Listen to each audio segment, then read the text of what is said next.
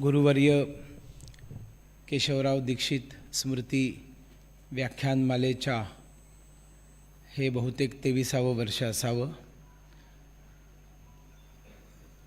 या व्याख्यानमालेच्या आजच्या शेवटच्या दिवशी या वर्षीच्या मंचावर उपस्थित वगैरे म्हणणार होतो, पण त्यांनी मंच खाली केला आणि सगळे समोर जाऊन बसलेले आहेत.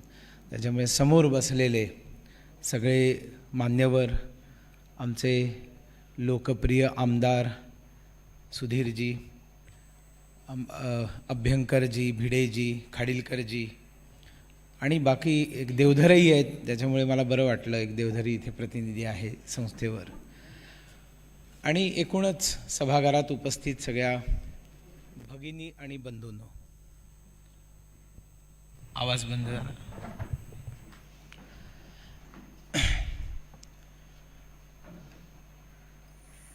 माझा परिचय करून दिला, त्याच्यामध्ये फक्त माझं शिक्षण असं ओझरतं सांगितलं की हा MSc B.Ed आहे. याचा अर्थ मी शिक्षक आहे आणि शिक्षकी पेशामध्ये राहिलेलो आहे.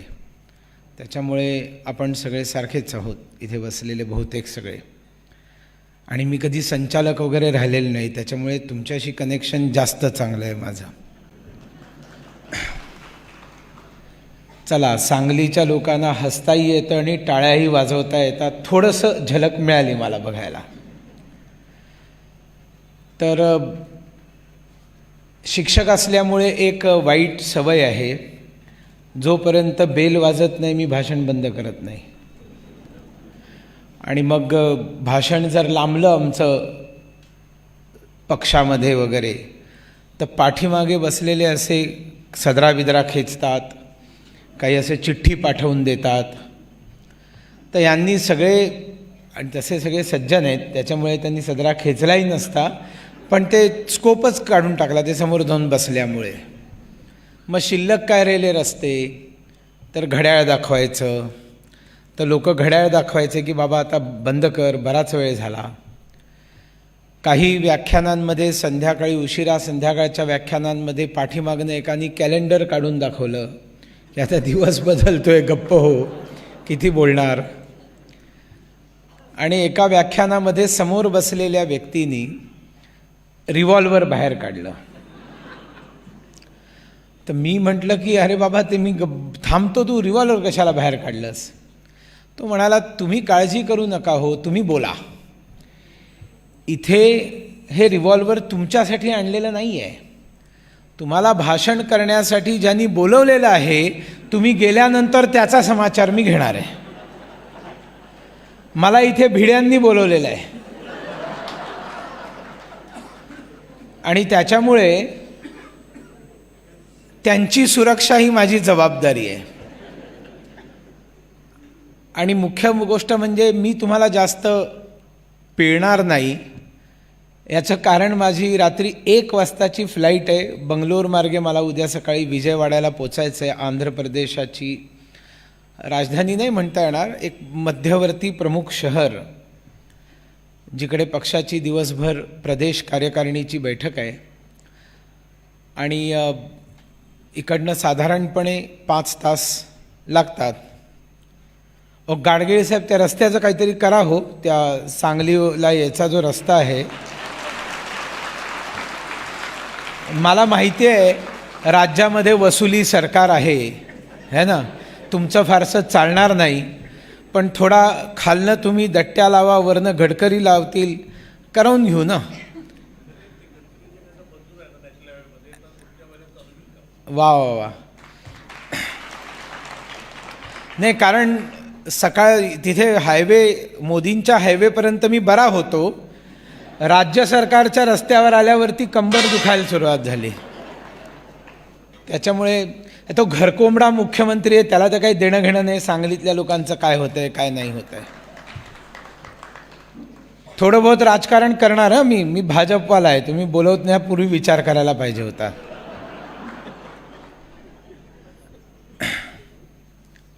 आणि हा विनोद मी सगळीकडे करत असतो हां, रिव्हॉल्वरवाला. पुण्यामध्ये फक्त प्रॉब्लेम होतो, कारण पु ल देशपांडे म्हणतात पुण्यामध्ये जपून बोलावं लागतं, कारण ते समोर व्याख्यानाच्या आधीच म्हणतात, अहो ते तुमचे नेहमीचे तेच तेच जोक करू नका, हां, जरा नवीन काहीतरी बोला म्हणून. आणि म्हणून मग आम्ही व्याख्यान देणाऱ्यांना लक्षात ठेवावं लागतं की गेल्या वेळेला काय बोललेलो होतो. पण जो खरं बोलतो ना त्याला कधीही लक्षात ठेवण्याची गरज पडत नाही की तो गेल्या वेळेला काय बोललेला होता. ही सत्याची ताकद आहे. सांगलीमध्ये पण मी आलेलो आहे, माझी व्याख्यानं झालेली आहेत. मला आठवतं 1998 साली मी आलो होतो. त्यावेळेला संघाचा प्रचारक होतो आणि ईशान्य भारताच्या समस्या आणि त्याच्यावरती राष्ट्रीय स्वयंसेवक संघाचे स्वयंसेवक काय काम करतायत हे सांगण्यासाठी माझी महाराष्ट्रभर व्याख्यानं झाली होती. आणि साधारणपणे 2-2.5 हजार व्याख्यानं एका वर्षामध्ये माझी झाली होती. म्हणजे ॲव्हरेज 4-4, 5-5 व्याख्यानं आणि प्रत्येक व्याख्यान 2-2.5 तास चालायचं समस्या सांगण्यासाठी आणि काम सांगण्यासाठी. आणि मला इकडे विषय दिला की समस्या काय होत्या आणि आता समाधान कसं झालं हे दोन्हीही सांगा. म्हणजे हे साधारणपणे 4 तास चालायला पाहिजे व्याख्यान. पण काळजी करू नका, विमान पकडायचं आहे मला. असं आहे की ईशान्य भारत म्हणजे नॉर्थ ईस्ट, मराठीमध्ये नॉर्थ ईस्ट म्हणजे ते शुद्ध सावरकरांचं मराठी वगैरे बोललं तर लोकांना गळी उतरत नाही. आणि माझा पूर्ण प्रयत्न असा असतो की माझ्या मराठी बोलण्यामध्ये इंग्लिश शब्द येऊ नये आणि इंग्लिश बोलताना त्याच्यात मराठी शब्द येऊ नये असा प्रयत्न. म्हणजे जी भाषा बोलायची ती उत्तम बोलायची. आणि त्याच्यामुळे मराठी बोलताना माझा कटाक्ष सगळीकडे. मग असंच एका अभियांत्रिकी महाविद्यालयाच्या प्राचार्यांना मी भेटायला गेलो, ते जे 2000 व्याख्यानं झाली ना त्या दरम्यान. आणि त्या प्राचार्यांना मी म्हटलं की आपल्या ईशान्य भारतामध्ये फुटीरता वाढत चाललेली आहे आणि तिकडे राष्ट्रीय एकात्मता निर्माण व्हावी, देशभक्ती निर्माण व्हावी म्हणून मी 7 वर्षांपासून सामाजिक काम करतो आहे. तिकडच्या समस्यांबद्दल इकडच्या विद्यार्थ्यांमध्ये जागृती निर्माण करण्यासाठी माझा प्रवास चालू आहे. तुमच्या विद्यार्थ्यांसमोर व्याख्यान देण्याची तुम्ही मला अनुमती द्याल का? तर ते प्राचार्य कोड्यात पडले, म्हणाले परत एकदा बोला, तुम्ही काय म्हणालात? माझ्या लक्षात आलं माझी चूक काय झाली. मी त्यांना सांगितलं आपल्या देशाच्या नॉर्थ ईस्टमध्ये सेपरेटिझम वाढला आहे. तिकडे नॅशनल इंटिग्रेशन करण्यासाठी मी 7 वर्ष फुल टाईम सोशल वर्क करतो आहे. तिकडच्या प्रॉब्लेम्सबद्दल इकडे अवेअरनेस क्रिएट करण्यासाठी माझा टूर चालू आहे. तुमच्या स्टुडंट्ससमोर लेक्चर देण्याची तुम्ही मला परमिशन द्याल का? तर ते प्राचार्य म्हणतात की असं सरळ मराठीत मगाशी का नाही बोललात? हे सरळ मराठी. आणि त्याच्यामुळे मराठीमध्ये नॉर्थ ईस्ट, नाहीतर खरं तर ईशान्य भारत हे त्याचं सगळ्यात उत्तम नाव. पूर्वांचल आपण म्हणतो, पण तो पूर्वांचल म्हटल्यावरती बाकी देशाच्या राज्यांमध्ये कधीकधी समस्या येते. उत्तर प्रदेशामध्ये पूर्वांचल म्हणजे काशी आणि त्याच्या आजूबाजूच्या 20 लोकसभा जागा ज्या आहेत त्याला ते पूर्वांचल म्हणतात. आणि त्यांच्या काही समस्या आहेत आणि त्या समस्यांवरती त्यांच्या काही मागण्याही आहेत खूप. आणि म्हणून मुंबईत काही लोक होते तर त्यांना कोणीतरी सांगितलं हे पूर्वांचलावरती खूप बोलतात, तर ते माझा सत्कार करण्यासाठी आले. मला बरं वाटलं, कोणी सत्कार करायला आल्यावर काय जातं आपलं. मग ते म्हणाले की आप हमारे पूर्वांचल के बारे में बहुत अच्छा बोलते हैं ऐसे हमने सुना. मग नंतर मी पाहिलं हे दिसत तर नाहीत ते नॉर्थ ईस्टवाले. मग नंतर लक्षात आलं की हे तिकडचे आझमगड वगैरे इकडचे सगळे लोक आहेत, त्यांना पूर्वांचल म्हणजे उत्तर प्रदेशाचा पूर्वांचल वाटला. तर त्याच्यामुळे मग मी तो पूर्वांचल शब्दाच्या ऐवजी ईशान्य भारत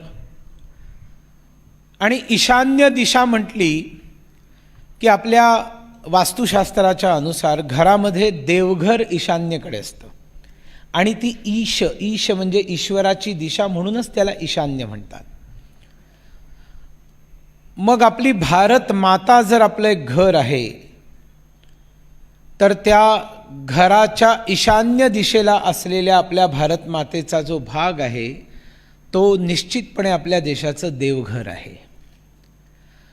आणि तो ईशान्य भारत, त्या ईशान्य भारतावरती रोज सकाळी सूर्यनारायण, देव सूर्यनारायण आपला भारतावरचा प्रवास चालू करतो. सूर्यकिरणं रोज सकाळी पहिल्यांदा जिथे पडतात तो अरुणाचल प्रदेशाचा डोंग नावाचं एक गाव आहे, तिथे पडतात आणि मग हळूहळू भारतामध्ये सगळीकडे सूर्योदय होतो. म्हणूनच कदाचित त्या राज्याचं नाव अरुणाचल प्रदेश म्हटलं होतं. अरुण म्हणजे सूर्य. आपल्या घरामध्ये स्वच्छता करण्यासाठी जो कोपऱ्यात एक झाडू उभा असतो, बऱ्याच वेळेला त्याला उलटं धरून दांडा वर करून काही आमच्या भगिनी उपयोग वेगळ्या पद्धतीने करतात, ती गोष्ट वेगळी. पण त्याचा प्रमुख उपयोग स्वच्छतेसाठी आहे. आणि तो जो झाडू आहे तो झाडू सगळ्या देशभरामध्ये 99% झाडू हा एकमात्र मेघालय राज्यामधनं जातो. म्हणजे आपल्या सगळ्यांची घरं स्वच्छ ठेवणारा, मी केरसुणी म्हणत नाही, ती वेगळी असते, झाडू. आपल्या सगळ्यांचं घर स्वच्छ ठेवणारा ईशान्य भारत. आणि झोपून उठल्यानंतर जो एक आळस असतो शरीरामध्ये, तो झटकून टाकण्यासाठी एक कप गरम गरम चहा आपण पितो. तो चहा आपल्याला जिकडनं येतो, देशाचा 99% चहा हा ईशान्य भारतातनं येतो. आणि बाकी जरी सगळीकडे चहाचे मळे वगैरे असले तरी तिकडनं मिळणारा चहा अजूनही 1%च आहे. म्हणजे सकाळी ईशान्य भारताकडनं सूर्यप्रवास चालू होतो, स्वच्छतेचा झाडू तिकडनं चहा आपल्याकडे येतो. पण त्या ईशान्य भारताचं ज्ञान आपल्याकडे देशभरामध्ये नव्हतं, अज्ञान होतं. एकेकाळी पब्लिक सर्व्हिस कमिशनच्या परीक्षेत प्रश्न विचारला होता, व्हॉट इज मिझोराम. त्यांना विचारायचं होतं की तो केंद्रशासित प्रदेश, त्याचं आता राज्य झालं आहे हे त्यांना माहिती आहे की नाही विद्यार्थ्यांना, म्हणून तो प्रश्न होता. ते एका बुद्धिमान विद्यार्थ्यांनी बाहेर येऊन सांगितलं, मी उत्तर लिहिलं, Mizoram is Elder brother of Jagjivan Ram. त्याला माहितीच नव्हतं मिझोराम काय आहे. आणि अशा प्रकारचं अज्ञान हे खूप मोठ्या प्रमाणावर देशभरामध्ये होतं. तुम्हाला एक पॉप्युलर वाक्य खूप ऐकायला मिळालं असेल, अहो त्या नागालँडमध्ये गेलं ना, अहो मी गेलो होतो नागालँडमध्ये आणि ते मला म्हणाले की इंडिया से आये हो क्या. हे तुम्हाला खूप ऐकायला मिळाले असेल पूर्वी. पण आपल्याला हे माहिती असलं पाहिजे की नागालँडचे लोक हे अभिमानाने स्वतःला भारतीय म्हणत होते. स्वतंत्रता मिळाली त्यावेळेला नागालँड राज्यामध्ये सगळ्या घरांमध्ये आनंदोत्सव साजरा केला गेला होता. गोडधोड वाटलं नसेल, एखादी कोंबडी जास्त खाल्ली असेल, पण त्यांनी साजरा केला होता. आणि महात्मा गांधीजींची हत्या झाली त्यावेळेला नागालँडची अधिकतर दुकानं आणि मार्केट 7 दिवस सतत बंद होते. They were patriots, they are patriots. ते देशभक्त आहेत, त्यांच्यामध्ये देशभक्ती होती, त्यांच्यामध्ये भारताचा भाव होता. पण त्यांच्यामध्ये भारताचा भाव बाजूला सारून, त्यांची पूजा पद्धती बदलून, त्यांची संस्कृती परंपरा बदलून, त्यांची वेशभूषा आहार बदलून, त्यांची वाद्य, त्यांची गीतं, त्यांचे सूर स्वर बदलून, त्यांना पूर्णपणे पाश्चात्य रूपामध्ये ढाळून इंग्रजांनी त्यांना कन्व्हर्ट करून, त्यांचे देव बदलून, आधी देव बदलले आणि मग देश बदलण्याचं षडयंत्र आखलं. त्याच्यामुळे गडबड चालू झाली. त्याचबरोबर तिकडनं मोठ्या प्रमाणावरती शिक्षणासाठी येऊन राहणारी जी मुलं होती, त्यांच्या चेहऱ्याच्या वेगळेपणामुळे त्यांचा स्वीकार न केला जाणं, त्यांच्याशी कोणी मैत्री न करणं, त्यांना विदेशी म्हणणं, त्यांचे बारीक डोळे बघून त्यांना कोणी चिनी म्हणून हिणवणं, कोणी नेपाळी म्हणणं, कोणी जपनीज म्हणणं. एखाद्या मोठ्या पर्यटन स्थळाच्या बाहेर ज्यावेळेला तिकिटाची रांग असते तर भारतीयांसाठी एक रांग असते आणि विदेशी पर्यटकांसाठी दुसरी रांग असते. ताजमहल बघायचा असेल त्यावेळेला भारतीयांना 50 रुपये तिकीट होतं आणि विदेशी लोकांना 500 रुपये तिकीट होतं. ईशान्य भारताचे लोक जायचे, त्यांचे चेहरे बघून त्या खिडकीमध्ये बसलेला म्हणायचं, यू आर फॉरेनर्स, तिकडे जाऊन उभे राहा. अहो आम्ही भारतीय आहोत, आमच्या चेहऱ्यावरनं तुम्ही आम्हाला विदेशी का म्हणता, हा प्रश्न त्यांच्या मनामध्ये निर्माण व्हायचा. स्वतंत्रता मिळाल्यानंतर ईशान्य भारताकडे जितकं लक्ष द्यायला पाहिजे होतं तितकं लक्ष दिलं गेलं नाही. त्याला कधी गंभीरतेने भारताचा हिस्सा मानलं नाही. हे दारुण सत्य आहे. आणि याच्यासाठी जबाबदार पंडित जवाहरलाल नेहरू आहेत हे आपल्याला माहिती असलं पाहिजे. बघा, असं आहे की महापुरुषांच्या चांगल्या गोष्टी जशा लक्षात ठेवायच्या ना, तसं महापुरुषांकडनं झालेल्या चुकांचं देखील असेसमेंट करायचं असतं, देशहितासाठी करायचं असतं. कारण महापुरुष ज्या वेळेला एखादी चूक करतो त्यावेळेला ती सगळी देशाला भोगावी लागते. आपण एखाद्या तुमच्या आमच्यासारखा माणूस चूक करतो तर जास्तीत जास्त आपल्या कुटुंबाला नाही तर आपल्या शहराला भोगावी लागते. चीननी हल्ला केला भारतावरती, पहिला हल्ला केला. आज काँग्रेस बोंबा मारतंय सगळीकडे की हे चायनाच्या ताब्यात आहे, ते चायनाच्या ताब्यात आहे. पण ते कधीपासून आहे? ते 1962 चीननी बळकावलेला प्रदेश आहे. नरेंद्र मोदी पंतप्रधान झाल्यानंतर आत्तापर्यंत 1 इंच भूमी देखील चीननी बळकावलेली नाही आहे. तिथे मारामाऱ्या होत आहेत, भांडणं होत आहेत, बैठका होत आहेत, वाद होत आहेत. कधी ते येतात, मग त्यांना खदेडलं जातं वगैरे, हे सगळं चालू आहे. पण कुठलाही भाग बळकावलेला नाही आहे त्यांनी. जे बळकावलेल्या प्रदेशांची नावं जी सांगितली जातात की हा इतका आहे तो तितका आहे, ते 1962 पंडित नेहरू पंतप्रधान असताना दिल्लीमध्ये कबुतरं उडवत होते. हिंदी चिनी भाई भाई 5 कबुतरं, दुसऱ्या दिवशी 25 कबुतरं. भाईचारा त्यांच्या दृष्टीने, साम्राज्यवाद भारतामध्ये नाही, तो आजही नाही. पण याचा अर्थ आम्ही साम्राज्यवादी नाही, आम्ही विस्तारवादी नाही, याचा अर्थ बाकी विस्तारवादी नाहीत हे गृहीत कसं काय धरून चालेल? आणि त्यावेळेचे रक्षामंत्री कृष्ण मेनन, कम्युनिस्ट विचारधारेचा व्यक्ती, आम्ही विस्तारवादी नाही आहोत तर आमच्यावर कोण आक्रमण करेल? आणि आमच्यावर जर कोणी आक्रमणच करणार नाही तर आम्हाला शस्त्रास्त्रांची गरज काय आहे? आणि मग या ऑर्डिनन्स फॅक्टऱ्यांची आवश्यकता काय आहे? मग त्या फॅक्टऱ्या तर आहेत, त्याच्यामध्ये लोक नोकरी करतात, त्यांना पगार जातात, मग त्याचा उपयोग काय करायचा? तर कॉफीचे डिकॉक्शनचे फिल्टर्स बनवायला सुरू करा, असं भारताच्या पहिल्या रक्षामंत्र्यांनी आदेश दिलेले होते. आणि भारताच्या लष्कराच्या आयुध निर्माण करण्याचे जितके कारखाने होते त्याच्यामधल्या काही कारखान्यांमध्ये आयुध निर्माण करण्याच्या ऐवजी कॉफीचे फिल्टर्स बनवायला सुरुवात केली होती. याचं कारण आम्ही विस्तारवादी नाही. अहो, तुम्ही चांगले आहात म्हणजे सगळं जग चांगलं नाही आहे ना? तुम्ही विस्तारवादी नाही आहात पण चीन विस्तारवादी आहे. पाकिस्तान डोक्यावर बसलेला आहे, तो विस्तारवादी आहे. तो जर उद्या आपल्यावरती आक्रमण करून येतो तर आपण शस्त्रसज्ज असलं पाहिजे की नाही? असलं पाहिजे. पण अशा प्रकारची विचारधाराच नसल्यामुळे आणि त्याच्यामुळे चीनशी मैत्री करून हिंदी चिनी भाई भाई. आणि ज्या वेळेला तिबेट चीननी हडपला त्यावेळेला भारताने ऑब्जेक्शन घ्यायला पाहिजे होता, आक्षेप घ्यायला पाहिजे होता की तुमचा तिबेटवर अधिकार नाही आहे. पण भारताने त्याच्याबद्दल बरं काढलं नाही.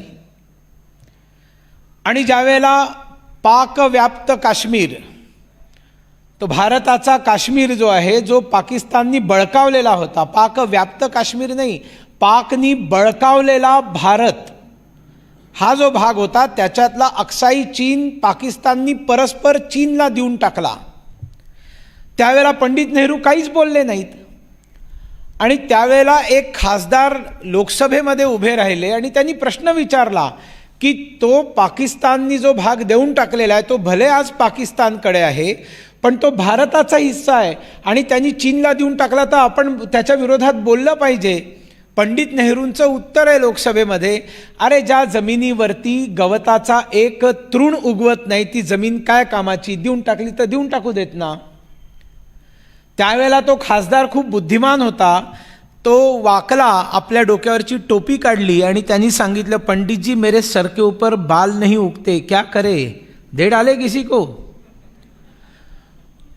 भारताच्या भूमीच्या एकेका इंचाबद्दल जी आत्मीयतेची भावना पाहिजे. जुनी एक घटना आहे, एक चीनी प्रवासी आला होता आणि भारताच्या राजाला त्यांनी बरेचसे उपहार वगैरे दिले, परवानगी मागितली, मी देश फिरतो. देश फिरला, परतीला जायला निघाला. भारताच्या राजांनी त्याला काही उपहार दिले आणि तो परत जायला लागला. त्यांनी योग्य ती प्रक्रिया पूर्ण करून पारपत्र देऊन पलीकडे पोचला आणि तेवढ्यात 2-3 घोडेस्वार दौडत दौडत आले आणि त्याला थांबवलं नो मॅन्स लँड ज्याला म्हणतात तिथे. आणि त्याला असं सांगितलं की आम्हाला तुझी तपासणी करायची आहे. तो म्हणाला मी काही इकडनं चोरी करून घेऊन जात नाही आहे, मला जे काही मिळालं होतं राजाने दिलं तेच आहे, तो प्रश्न नाही आहे, तुमच्या चपला काढा, जोडे काढा. त्यांनी जोडे काढले. हे जे दोघं जण आले होते घोड्यावरनं त्यांच्याकडे एक तबक होतं, त्यांनी ते तबक घेतलं, त्याचे जोडे त्या तबकावर ठेवून असे 2-4 वेळा झटकले, स्वच्छ केले आणि दिले. आणि त्यांनी सांगितलं हे काय केलं तुम्ही? त्यांनी सांगितलं की आमच्या देशाच्या मातीचा एक कण देखील आम्ही तुला चीनला घेऊन जाऊ देणार नाही, आमच्या राजांनी सांगितलेलं आहे. आता ही गोष्ट पंडित नेहरूंना लहानपणी जर कोणी सांगितली असती किंवा आपल्या शाळेमध्ये त्यांचं शिक्षण झालं असतं, दीक्षितांसारखे त्यांना शिक्षक मिळाले असते, असे महापुरुष ज्यांनी लोकमान्य टिळकांच्या सांगण्यावरनं राष्ट्रीय शिक्षण देणाऱ्या शाळांमध्ये जर पंडित नेहरू शिकले असते तर कदाचित असं त्यांचं बेजबाबदार उत्तर निघालं नसतं ना की गवताचं तृण उगत नाही ते काय कामाचं देऊन टाकलं तर. त्यांची शिक्षा दीक्षा इंग्लंडमध्ये झाली. Johnny Johnny yes papa, eating sugar no papa. मग त्या जॉनी जॉनी येस पप्पा किंवा Jack and Jill went up the hill to fetch a pail of water ह्याच्यातनं देशभक्ती राष्ट्रवाद निर्माण कुठनं होणार? असा देशभक्ती राष्ट्रवाद निर्माण झाला पाहिजे म्हणून आमच्या शाळेचा जन्म आहे. आणि we should all be proud of our school की बाकीच्या शाळांसारखी आमची शाळा मामूली शाळा नाही आहे. एका मिशननी, एका ध्येयानी प्रेरित होऊन 4 लोकांनी स्थापन केलेल्या शाळेला आज 107-108 वर्ष पूर्ण होतात. सोपी गोष्ट नाही आहे. आणि ती प्रामाणिकपणे चालवून त्याच्यामध्ये गुणात्मक परिवर्तन कायम करत राहणाऱ्या या सगळ्या जे संचालक आणखीन याच्या समितीवरती जितके सदस्य आहेत त्यांना मी हृदयापासून अभिनंदन करतो. मी ज्यावेळेला बसलो होतो त्यावेळेला मला कानात सांगितलं जात होतं की ही व्याख्यानमाला चालू केली. व्याख्यानमाला का चालू केली हे प्रस्तावनेत सांगितलं.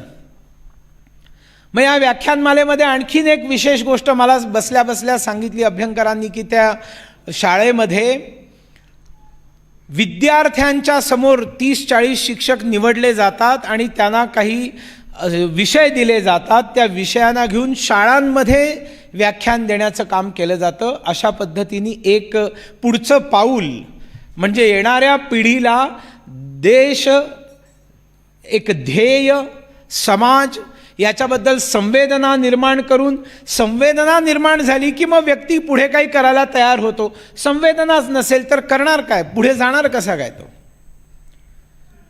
आणि त्याच्यामध्ये ईशान्य भारताची माहिती बघा काय आहे. सांगलीमध्ये राहणारे आम्ही लोक, पण ईशान्य भारत माहिती असला पाहिजे. आणि मग त्याच्यासाठी त्याची समस्या काय, त्याच्यावरती काय चाललंय. या ईशान्य भारतामध्ये ही जी 7 राज्य, ज्याच्यामध्ये वर अरुणाचल प्रदेश आहे, मध्यभागी आसाम आहे, नागालँड आहे, मणिपूर आहे, मिझोराम आहे, त्रिपुरा आहे, मेघालय आहे, यांना उर्वरित भारताशी जोडणारी एक चिंचोळी पट्टी, फक्त तिची कमीत कमी रुंदी 24 किलोमीटर आहे, जास्तीत जास्त 80 किलोमीटर आहे.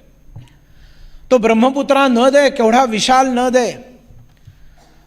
आणि त्या नदाची रुंदी, सगळ्यात जास्त रुंदी जी आहे ती किती रुंदी आहे?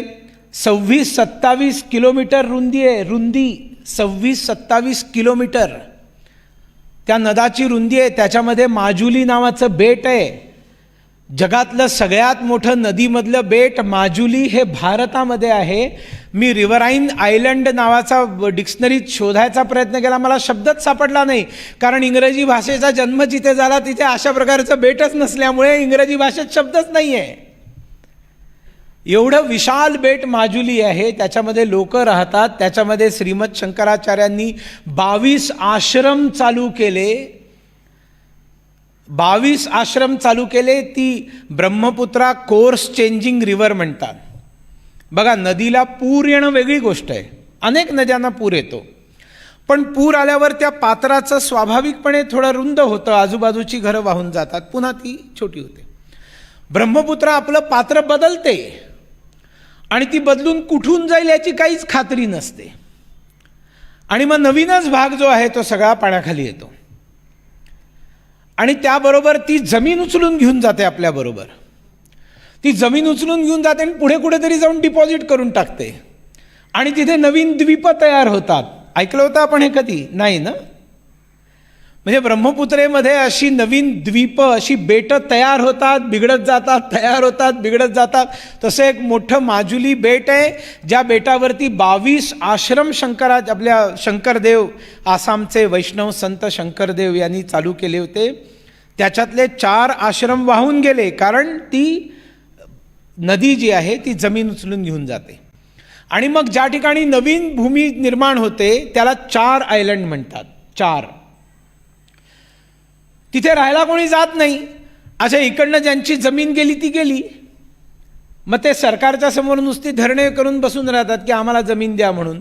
आणि मग तिथे जे पर्यायी जमीन जी त्या नदीनीच निर्माण केलेली आहे तिथे कोणी राहायला जात नाही. तिथे बांगलादेशी घुसखोर जाऊन आपली घरं बसवतात. अशा अनेक गोष्टी आहेत ईशान्य भारताच्या. म्हणून मी म्हटलं ना ते 2.5 तास वगैरे, ते ह्याच्यामुळेच. एक एक गोष्ट सांगायला लागली तर इतकं ज्ञान मिळेल त्याच्यामधनं. आणि समस्या काय आहे तर समस्या हा सगळा पहाडी राज्य, ही सगळी, तिथे 180हून अधिक जनजाती, त्या सगळ्या जनजातींच्या भाषा वेगळ्या, त्यांच्या वेशभूषा वेगळ्या, त्यांचं खानपान वेगळं, त्यांचं घर बांधण्याची पद्धत वेगळी, त्यांची शॉल वेगळी, त्यांचं हे उत्तरीय, आता हे मणिपूरमधलं उत्तरीय आहे. अशी तुम्हाला 200 प्रकारची डिझाईन्सची उत्तरीय मिळतील, स्टॉल्स मिळतील, उपरणी. त्यांच्या भाषा वेगळ्या आहेत आणि त्या भाषा आपल्या भाषांसारख्या नाही आहेत. संस्कृतमधनं निघालेल्या जरी असल्या तरी अपभ्रंश इतके दूर गेलेले आहेत त्या की तुम्हाला ते ओळखणं कठीण होऊन जातं. मग मी मेघालयामध्ये प्रचारक म्हणून गेलो तर तिकडे संघाचं काम काय, मुलांना एकत्र करायचं, शाखा चालवायचा, त्यांच्यामध्ये राष्ट्रवाद, देशभक्ती, अनुशासन, त्याग निर्माण करायचं. मग हे निर्माण करण्याचं एक सगळ्यात प्रखर आणि तेजस्वी माध्यम म्हणजे गीतं. मग ती गीतं रचायची तर ती मातृभाषेत गीतं रचायची. मग मेघालयाच्या खासी भाषेमध्ये सुद्धा गीतं रचली गेली ना शाखेची. मग मी तर 91मध्ये गेलो होतो त्यावेळेला मी पहिल्यांदा खासी भाषा शिकलो. मग त्या गीतांची रचना झाली. त्याच्यामध्ये आता एक उदाहरण म्हणून आरी लाका जोंग आ नियम लाका जोंग हाकजात जोंग फांगा डेम बुनसिन फाला खायंगा हाका प्रथई हाकजात जोंग फांगा डेम बुनसिन. कळलं तुम्हाला काय बोललो मी? कळलं असेल. इथे मेघालयाच्या खासी वसतिगृहातली काही मुलं आलेली आहेत का? आणले का त्यांना? आहेत का? खासी छात्रावासाची मुलं आहेत? कोणी हात वर करा. आलेत का इथे? आणलेलं नाही आहे बहुतेक. आहेत, आपल्या सांगलीमध्येच ठेवलेली वसतिगृहाची मुलं आहेत. तर त्या खासी लोकांना कळेल की हे आमच्या मातृभाषेचं गीत आहे. हे माझी प्राणप्रिय भूमी, हे माझा प्राणप्रिय स्वधर्म, तुझ्या रक्षणासाठी मी तन मन आणि धन अर्पण करतो वगैरे वगैरे त्या गीतात म्हटलेलं आहे. तुम्हाला कुठली भूमी, कुठलं तन, काय मन, काय अर्पण काहीच कळलं नाही ना त्या गीतामधलं. पण हे गीत जर त्या 180 जनजातींच्या एकेका प्रतिनिधीला समोर बसवून जर ऐकवलं तर त्यांना कोणालाही हे गीत कळणार नाही. फक्त खासी म्हणेल हे माझ्या भाषेचं गीत आहे, बाकी 179 लोकांना काही कळणार नाही. आणि मग जर कोणी गायला सुरुवात केली, इमा इमा कौन कौना कतलू राशी थवाई मंगा हौगल सागल लई बमचाशा हिमालय पाकी पुलमदम ऐखुनंगा कनी ऐखुन कनगनी हिमालय पाकी पुलमदम, ते बाकी 179ला कळणार नाही. फक्त मणिपूरचा जो मैतेई भाषी आहे तो म्हणेल हे माझ्या मातृभाषेचं गीत आहे, उठा जागे व्हा, देशसेवेसाठी सिद्ध व्हा.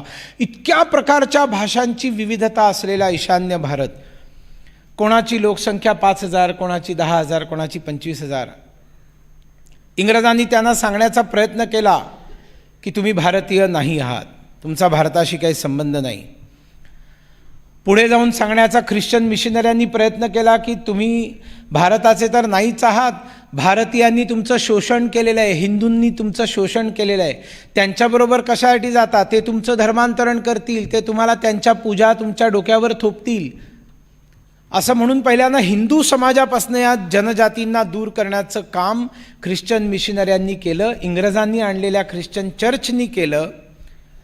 कारण त्यांना भावनात्मक दृष्टीने भारतापासून पूर्णपणे त्यांना तोडायचं होतं, म्हणजे परमनंट त्यांचं राज्य त्यांच्यावरती राहिलं असतं. आणि त्याच्यात ते काही प्रमाणात यशस्वीही झाले. 40% नागालँड ख्रिश्चन बनवला, मेघालय 25-30% ख्रिश्चन बनवला. 1947 साली भारताची स्वतंत्रता ज्या वेळेला मिळाली त्यावेळेला असे बरेचसे भाग हे मोठ्या प्रमाणावर ख्रिश्चन बनलेले होते आणि ते जे ख्रिश्चन बनलेले होते त्यांच्या मनात ही भावना आली की आम्ही भारतीय नाही आहोत, आम्हाला वेगळा देश पाहिजे. सगळ्या समाजाच्या मनात नाही आली. म्हणूनच तर गांधीजींची हत्या झाली. तर 7 दिवस जर नागालँड बंद राहतो याचा अर्थ जे ख्रिश्चन झालेले नव्हते ते नागा होते, त्यांना भारताबद्दल प्रेम होतं, त्यांना गांधीजींच्या हत्येबद्दल दुःख होतं, त्यांनी वेगळ्या देशाची मागणी नाही केली. ज्यांचं धर्मांतरण झालेलं होतं त्यांनी ग्रेटर नागालँडची मागणी करायला सुरुवात केली. तिथे चीन म्हणत होता की हा अरुणाचल प्रदेश आमचा आहे. भीष्मक राजा, रुक्मिणी त्याची मुलगी, रुक्मंगद मुलगा. आता भारतात अनेक ठिकाणी म्हणतात की तो रुक्मिणी आमची आहे म्हणून, महाराष्ट्रातही म्हणतात अमरावतीकडे. पण अरुणाचल प्रदेशमध्ये अजूनही भीष्मक नगर आहे आणि ते म्हणतात, मिश्मी जनजातीचे लोक म्हणतात की रुक्मिणी आमची कन्या होती, कृष्णाने रुक्मिणीचं अपहरण इकडनं केलं होतं. ते तर जागा दाखवतात की इकडनं अपहरण केलं, विश्रांतीसाठी इथे थांबले आणि मग ते लग्न हे रुक्मंगदाला मान्य नव्हतं, रुक्मिणीच्या भावाला. म्हणून रुक्मंगदानी कृष्णाशी युद्ध केलं, लढाई केली, बहिणीला घेऊन जाऊ दिलं नाही. मग कृष्णाने ज्यावेळेला लढाई केली त्यावेळेला लक्षात आलं की हा तर खूप पराक्रमी आहे, हा असं ऐकणार नाही, म्हणून त्यांनी सुदर्शन चक्र काढलं. तर रुक्मिणीने हात जोडले, म्हटलं हे नाथा तो माझा भाऊ आहे, त्याला जीवे नका मारू, त्याला फक्त तुम्ही धडा शिकवा. तर कृष्णाने सुदर्शन चक्राला सांगितलं की अलगदपणे जा आणि त्याचं डोकं भादरून ये, केस कापून ये त्याचं. तर सुदर्शन चक्र गेलं आणि त्यांनी रुक्मंगदाचं मुंडन केलं. आणि ते मुंडन कसं केलं तर एवढे केस फक्त शिल्लक ठेवले आणि हे सगळे कापून टाकले. 5000 वर्ष त्या घटनेला झाली असतील. अजूनही मिश्मी जनजातीचे पुरुष तशाच प्रकारचा कट ठेवतात केसांचा. त्यांना जर कोणी विचारलं हे काय आहे तर ते म्हणतात की रुक्मंगदाची आठवण आहे, ही कृष्णाने केलेला आमचं मुंडन आहे. आता तर भारतातले सगळेच युवक तशा प्रकारचा कट ठेवतात. अरे मग ठीक आहे ना, त्यांना म्हणा ना, अभिमानाने म्हणा, व्हॉट इज दिस.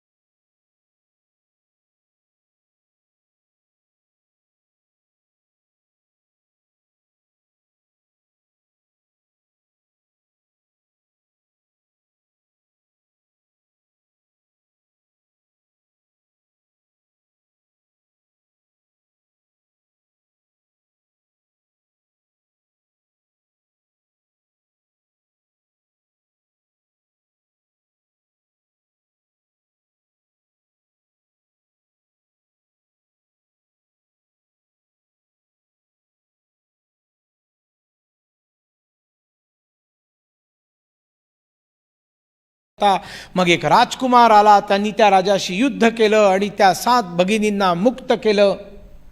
म्हणजे या 7 भगिनी म्हणजे या 7 राज्य. तो दुष्ट राजा म्हणजे भारत देश आणि तो राजकुमार जो मुक्ती करायला आलाय म्हणजे हे सगळे ख्रिश्चन मिशनरी. ते ह्या सगळ्यांना या भारताच्या जोखडातनं मुक्त करून नागालँड वेगळा देश, मिझोराम वेगळा देश, मेघालय वेगळा देश करून देण्यासाठी आलेले आहेत.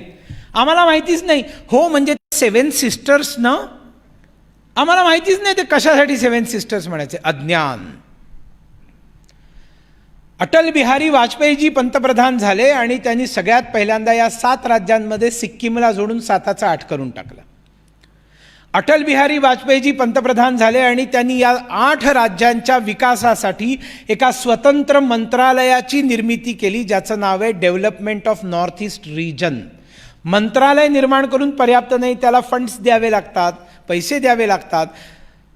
सगळ्या मंत्रालयांना सांगितलं की तुमच्या मंत्रालयाच्या वार्षिक बजेटमधले 10% तुम्हाला ईशान्य भारताच्या या मंत्रालयाला द्यायलाच लागतील.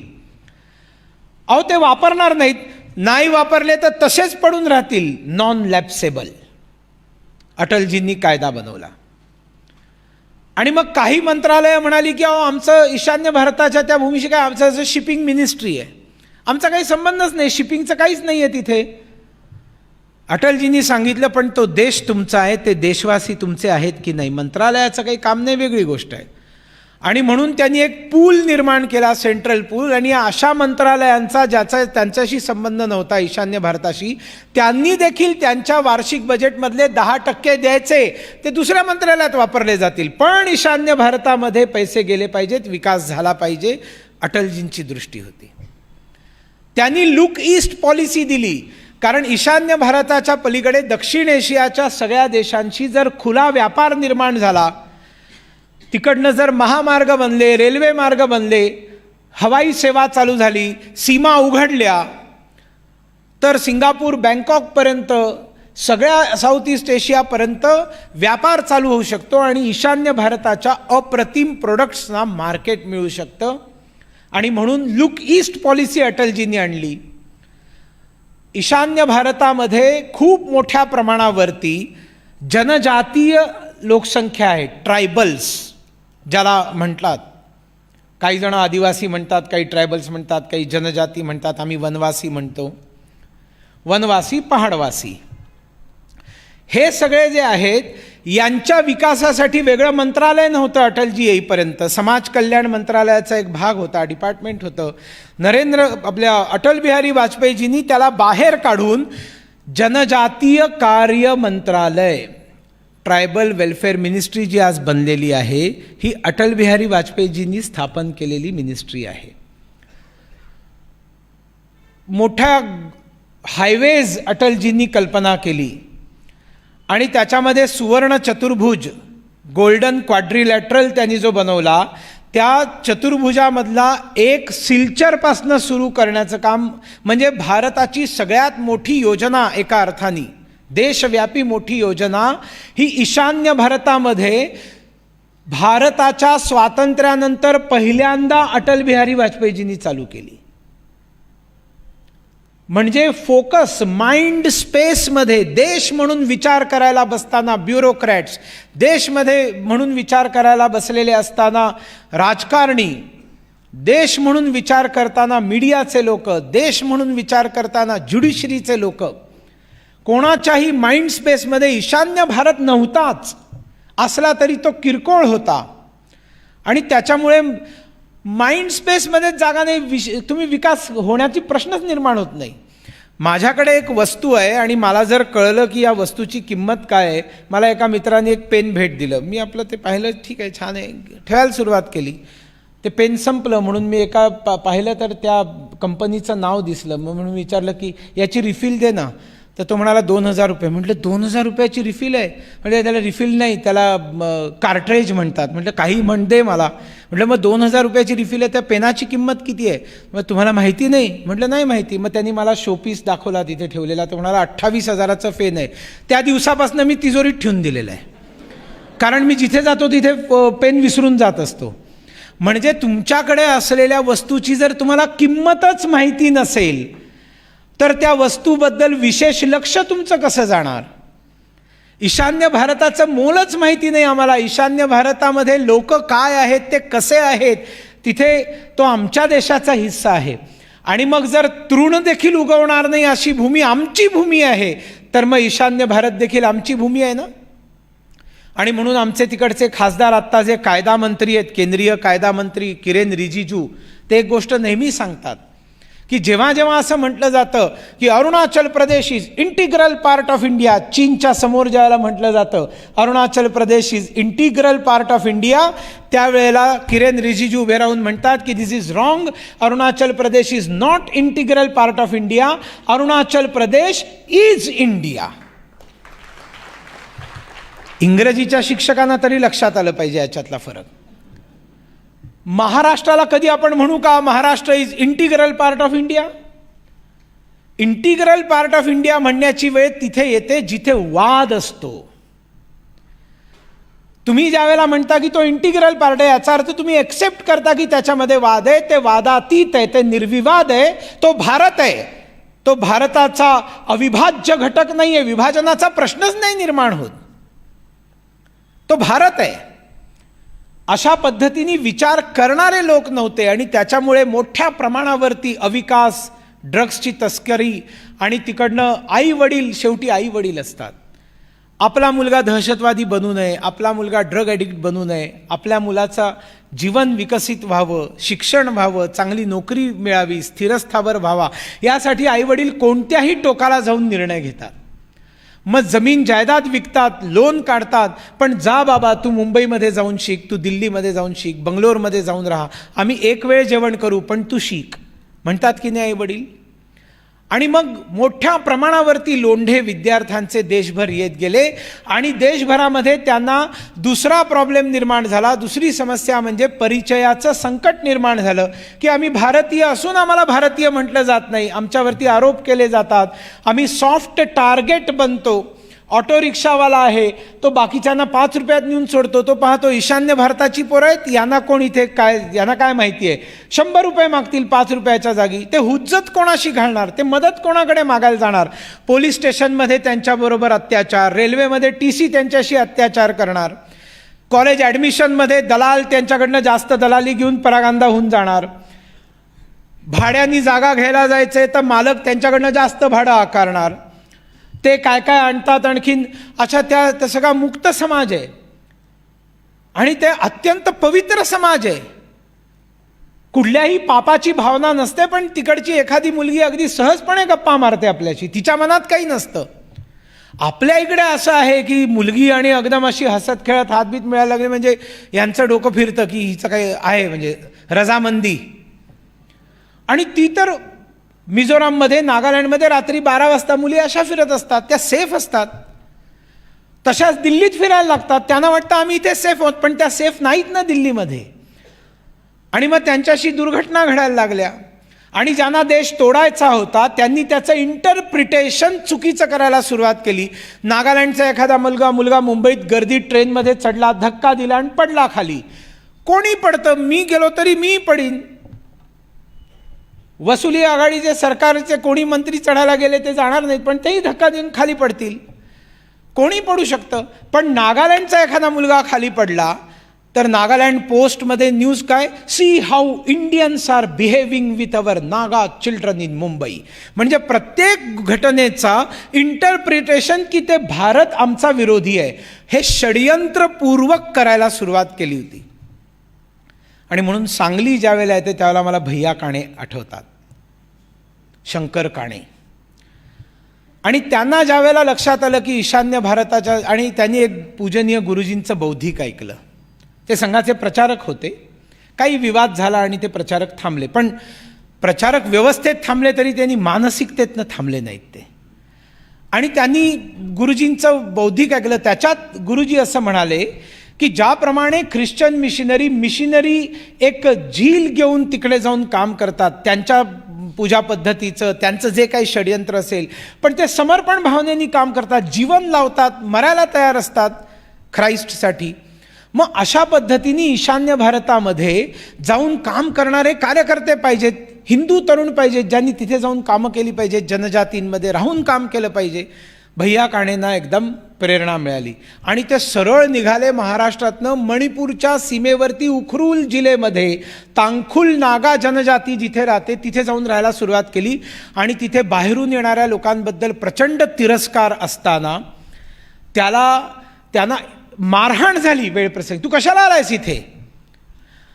आणि भैया काणे त्यांना सांगतायत की तुम्ही कशा पद्धतीने राहताय, तुमच्या मुलांना शिक्षण नाही, ते लहानपणापासून त्यांना ॲडिक्शन्स होत आहेत, तुम्ही तुमची मुलं मला द्या, मी त्यांना महाराष्ट्रात घेऊन जाईन, त्यांची चांगली वसतिगृह चालू करीन, त्यांना शिक्षित करीन आणि त्यांना मी परत पाठवीन. तर हे सगळे म्हणाले, तिकडचे जे नागा होते ते म्हणाले की तुझा भरोसा काय, तू आमच्या मुलांना विकून टाकशील, तिकडे भीक मागायला लावशील. आणि मग त्यांनी असं सांगितलं की जर तुला आमची मुलं घेऊन जायची असतील तर आधी तू ज्या राज्यात घेऊन जाणार आहेस त्या राज्यातला एक मुलगा आमच्याकडे ओलीस आणून ठेव. त्याला जर ओलीस ठेवलंस तर त्याच्या आधारावर आम्ही तुला मुलं देऊ. मग ती गॅरंटी असेल की आमची मुलं व्यवस्थित राहतील. भैया काणे डोंबिवलीत गेले. डोंबिवलीमध्ये त्यांनी एका कोंडविलकर परिवाराला समजावलं. त्यांच्या मुलाला घेतलं, 5वी 6वीत शिकणाऱ्याला. तो परिवार तयार झाला. आपल्या डोंबिवलीसारख्या शहरातनं आपल्या मुलाला मणिपूरच्या म्यानमारच्या सीमेवरती पाठवायला तयार झाले, केवळ भैया काण्यांच्या सांगण्यावरनं, त्यांच्या शब्दाखातीर. आणि त्याला घेऊन गेले, तिथे ओलीस ठेवलं. कोंडविलकर त्यांचं शिक्षण तिकडच्या शाळेत झालं आणि त्याच्या आधारावर 500हून अधिक मुलं वेगवेगळ्या तुकड्यांमध्ये भैया काणे महाराष्ट्रात घेऊन आले आणि वेगवेगळ्या शहरांमध्ये, सांगलीमध्ये हजर झाले 10-12 मुलांना घेऊन. आणि अशा चांगल्या मनाच्या, श्रेष्ठ हृदयाच्या त्यावेळेच्या लोकांना सांगितलं, ही मी मुलं आणलेत, यांचं शिक्षण आपल्याला करायचं आहे. आणि मग भैया काण्यांच्या सांगण्यावरनं वसतिगृह चालू व्हायचं, मुलं शिकायला यायची. आणि म्हणून सांगलीवासियांनी भैया काण्यांच्या विद्यार्थ्यांना शिक्षण दिलेलं आहे, त्यांची इथे पालनपोषण झालेलं आहे. आणि असे महाराष्ट्रात अनेक ठिकाणी, काही ठिकाणी कर्नाटकात देखील भैया काणे घेऊन गेले मुलांना. आणि मग नंतर एकांडा शिलेदार होता, संघाचा प्रचारक म्हणून जर हे काम झालं असतं तर संघ असतो सगळं बघायला गेल्यानंतर. पण मग नंतर ज्यावेळेला संघाच्या, महाराष्ट्राच्या संघाच्या लक्षात आलं की अशा पद्धतीने त्यांनी निर्माण केलेले अनेक, म्हणजे मी संस्था चालू केली माय होम इंडिया, पूर्वांचलातनं प्रचारक म्हणून परत आल्यावर, की ही जी ईशान्य भारताची मुंबई पुण्यामध्ये मुलं आहेत त्यांच्याशी मैत्री करायची, जिव्हाळा द्यायचा, त्यांना गणपतीला घरी बोलवायचं, दिवाळीला फराळाला बोलवायचं, त्यांचा ख्रिसमस साजरा करायचा. त्यांचा ख्रिसमस साजरा केल्यामुळे आमचं हिंदुत्व कुठेही, हमारा हिंदुत्व घिसता नहीं है, हमारा हिंदुत्व इतना कमज़ोर नहीं है कि हम किसी का त्योहार अगर मनाते तो हमारा धर्म खतरे में पड़ेगा. On the contrary, I say that if we claim that we are Hindu missionaries, then we must go and work in Christians. Christian missionary कोणात काम करतात? हिंदूंमध्ये करतात ना. मग आम्ही जर स्वतःला हिंदू मिशनरी मानतो तर आम्ही कोणात काम करायला पाहिजे? हिंदूंमध्ये तर करायलाच पाहिजेत. जाती व्यवस्था उन्मूलनापासून विकासापर्यंत सगळी कामं करायला पाहिजेत. महिलांबद्दलचे व्यवहार, पर्यावरणाचं प्रेम, हे सगळं शिकवण्याचं काम करायलाच पाहिजे. त्या व्यतिरिक्त जे गेलेले आहेत, नाईलाजानी गेलेले आहेत, धोकाधडी करून गेलेले आहेत, त्यांनी जर परत यावं असं वाटत असेल तर आधी त्यांच्यामध्ये जाऊन त्यांच्याशी मैत्री करून, त्यांना हवं नको ते बघून त्यांच्या जागृती करण्याचं काम आपण केलं पाहिजे. अशा पद्धतीने ख्रिश्चन मुलं आणून भैया काण्यांनी सगळी ती शिकवली आणि ती गेली. ती मुलं ख्रिश्चन होती हा सगळी, भैया काण्यांनी आणलेली. आणि मग मी माय होम इंडियाचं काम करत असताना मला असं एक बोरिवलीच्या एका फ्लॅटवर राहणारी तांखुल नागा 4-5 मुलं दिसली. त्यांच्या खोलीवर आमचा कार्यकर्ता गेला तर तिथे मायकल जॅक्सन, आणखीन 4-5 मुलींचे फोटो, काही गिटार आणि त्याच्यामध्ये एक भारत माता. हा काय प्रॉब्लेम आहे, जीजस क्राइस्ट वगैरे सगळे, भारत माता कुठनं? मग त्याला विचारलं, बाबा हे काय आहे? तर ती मुलं म्हणाली की वी आर RRS, हम लोग RSS के है. हे कुठले RSS वाले? म्हणलं कधी शाखेत गेले नाही, काही नाही, स्वतःला RSS वाले म्हणतायत. मग लक्षात आलं की ते भैया काणेंचे विद्यार्थी आहेत. भैया काणे म्हणजे शेवटच्या दिवसांमध्ये जव्हार तालुक्यामध्ये एका घरामध्ये राहिले, आजारी पडले, पण त्यांचे हे विद्यार्थी बहुतेक सगळे परत निघून गेले शिकून, स्किल डेव्हलपमेंट वगैरे शिकून. आणि हे काही विद्यार्थी मुंबईत राहिलेले, त्यांना बघितल्यानंतर संघाचे सेवाप्रमुख गिरीशजी कुबेर होते. त्यांच्या लक्षात आलं की भैया काण्यांच्या विद्यार्थ्यांना जोडण्यासाठी तिथे जायची गरज आहे. आणि म्हणून इकडनं काही लोकांना पाठवलं. ते मणिपूरमध्ये उखरुल जिल्ह्यात गेले आणि ह्यांच्यातल्या एका मुलाला इसौला घेऊन गेले आणि त्यांनी तिकडच्या सगळ्या लोकांना सम्मिलित करायला सुरुवात केली. तर हे त्या तुसुम नावाच्या गावामध्ये महाराष्ट्रातनं गेलेले संघाचे काही अधिकारी फिरत होते. Ojha Shankar medical stores, Ojha Shankar provision stores, Ojha Shankar laundry. त्यांनी विचारलं, ये ओझा शंकर क्या है? तर तांखुल भाषेमध्ये ओझा म्हणजे गुरु आणि शंकर म्हणजे शंकर काणे, काण्यांच्या विद्यार्थ्यांनी चालू केलेली सगळी घरं. आणि मग हे सगळे थबकले एका ठिकाणी ओझा शंकर चौक. आणि मग त्या 50 लोकांचं संमेलन घेऊन आमच्यासारख्या लोकांनी आधीच समजावून सांगितलं होतं, जास्त ख्रिश्चन बोलू नका, प्रॉब्लेम येईल. RSS वगैरे जास्त बोलू नका, कारण त्या RSSबद्दल गलतफहमी आहे ना त्यांची. तुम्ही नुसतं काण्यांच्याबद्दल वगैरे बोला. तर ते काणे विद्यार्थी संमेलन तिथे जमलं आणि त्याच्यामध्ये महाराष्ट्रातनं गेलेले आमचे लोक बोलायला लागले की आपला देश एक आहे, आपल्याला एज्युकेशन चांगलं असलं पाहिजे, आपण आलो महाराष्ट्रात शिकलो, परत आलो, आता पुढची मुलं आले, असं काहीतरी बोलत होते. सगळ्यांच्या मनामध्ये अस्वस्थता. एक उभा राहिला आणि म्हणाला, what you are talking about? Why don't you talk about RSS? Why don't you say that we are all RSS people? Why don't you say that we should start RSS here? असे ते सगळे बोलायला लागले. आणि ह्यांना आम्ही पढवून सांगितलं होतं जास्त RSS करू नका, आणि ते सगळे ख्रिश्चन लोक RSS म्हणायला लागले. तिथे आम्हाला शाळा पाहिजे इथे. आणि मग तिथे ओझा शंकर विद्यालय चालू करण्यात आलं. आणि आज आपल्या सगळ्यांना अभिमान असला पाहिजे की ही जी शाळा, ज्या शाळेमध्ये आपण एकतर व्याख्यानमालेला आलेले आहोत, नाही तर संचालक आहोत, नाही तर शिक्षक आहोत, नाहीतर विद्यार्थ्यांचे पालक आहोत, आपल्या शाळेमधनं त्या ओझा शंकर विद्यालयाच्या एका शिक्षकाचा पगार आपण नियमितपणे गेली काही वर्ष देतो. हे ईशान्य भारताबद्दल असलेलं प्रेम आहे. विद्यार्थी परिषदेनी students experience in interstate living म्हणून यात्रा चालू केली आणि लोक जायला लागले. दर वर्षातनं एक ग्रुप यायचा, इकडच्या परिवारांमध्ये राहायचा, प्रकल्प बघायचा, मोठ्या मोठ्या लोकांना बघायचा, भेटायचा. आणि ज्या मेघालयामध्ये नाव stop treating us like an Indian colony, we are Khasis by blood, Indians by accident, Nagaland for Christ, Nagaland separate nation वगैरे आंदोलनं चालायची. तिथे विद्यार्थी परिषदेचे हे ग्रुप ज्यावेळेला 1 महिना फिरून परत यायचे, ते कोहिमाच्या बस स्टँडवर उतरल्यावर भारत माता की जयच्या घोषणा द्यायचे. त्यांना साक्षात्कार व्हायचा, देश किती मोठा आहे. विद्यार्थी परिषदेने हे काम केलं. अनेक विद्यार्थी शिकायला आणले आणि मुलांसारखे ठेवले त्यांना. पद्मनाभ आचार्य नागालँडचे गव्हर्नर राहिले अनेक वर्ष, आता ते रिटायर झाले, घरी राहतात, त्यांचं वय आता जवळजवळ 90 आहे. विद्यार्थी परिषदेचे अखिल भारतीय अध्यक्ष होते. ते अरुणाचल प्रदेशात गेले ज्यावेळेला चीनचा हल्ला होऊन गेला. त्यांना चिंता वाटली की बाबा त्या अरुणाचल प्रदेशला सांभाळलं पाहिजे. अरुणाचल प्रदेशात जाऊन त्यांनी ठरवलं की तिकडची गुणवान मुलं शाळेत शिकणारी आपण मुंबईत आणू, परिवारांमध्ये त्यांना ठेवू, हॉस्टेल नाही, परिवारांमध्ये. तुम्हाला 2 मुलं आहेत, 3रा मुलगा अरुणाचल प्रदेशचा, तुमच्याबरोबर तुमच्या मुलासारखा वाढवायचा. तुम्हाला मूलबाळ नाही म्हणून त्याला संगोपन नाही करायचं. तुम्हाला 2 मुलं आहेत, 3 मुलं आहेत, तर तुमचा 3रा 4था मुलगा म्हणून त्याला आपल्या मुलांबरोबर पाळायचं, पोसायचं, त्याला शिकवायचं. 5-10 वर्ष आपल्या घरी ठेवायचं आणि मग शिकून सवरून तयार झाला की त्याला परत अरुणाचल प्रदेशात पाठवायचं. म्हणजे तिथे गेल्यावरती तो स्वतःच्या जीवनयापनासाठी काहीतरी करेलच, पण तिथे खमका उभा राहील, भारताच्या बाजूने उभा राहील, चायनाच्या समोर छाती उभी करून उभा राहील, कारण त्याच्यामध्ये देशभक्ती, राष्ट्रवादाचं बीज असेल. आणि ही योजना चालू केल्यानंतर अनेक परिवारांनी अरुणाचल प्रदेशच्या मुलांना आपल्या घरामध्ये ठेवलेलं आहे. आणि आपल्या सगळ्यांना अभिमानाने मी सांगू इच्छितो, आपल्या लाडक्या बाबूजींनी, स्वर्गवासी बाबूजींनी, सुधीर फडक्यांनी अरुणाचल प्रदेशच्या एका मुलाला 14 वर्ष आपल्या घरी ठेवलं होतं. लहान एवढासा मुलगा आला होता त्यांच्याकडे. Great music director, legendary music director, film producer, गायक, पण सावरकर भक्त. सावरकरांवरची सुंदर चित्रपटही त्यांनी बनवला. त्यांनी अरुणाचल प्रदेशचा एक मुलगा आपल्या घरी वाढवला. त्याचं नाव लेकी फुन्सो. त्याला नाव दिलं दीपक फडके. आपली लोक कलाकार असतात ना, ते लेकी फुन्सोच म्हणा की काय बिघडतं, नाही तो दीपक. आणि मग तो लेकी फुन्सो नाही, दीपक फडके.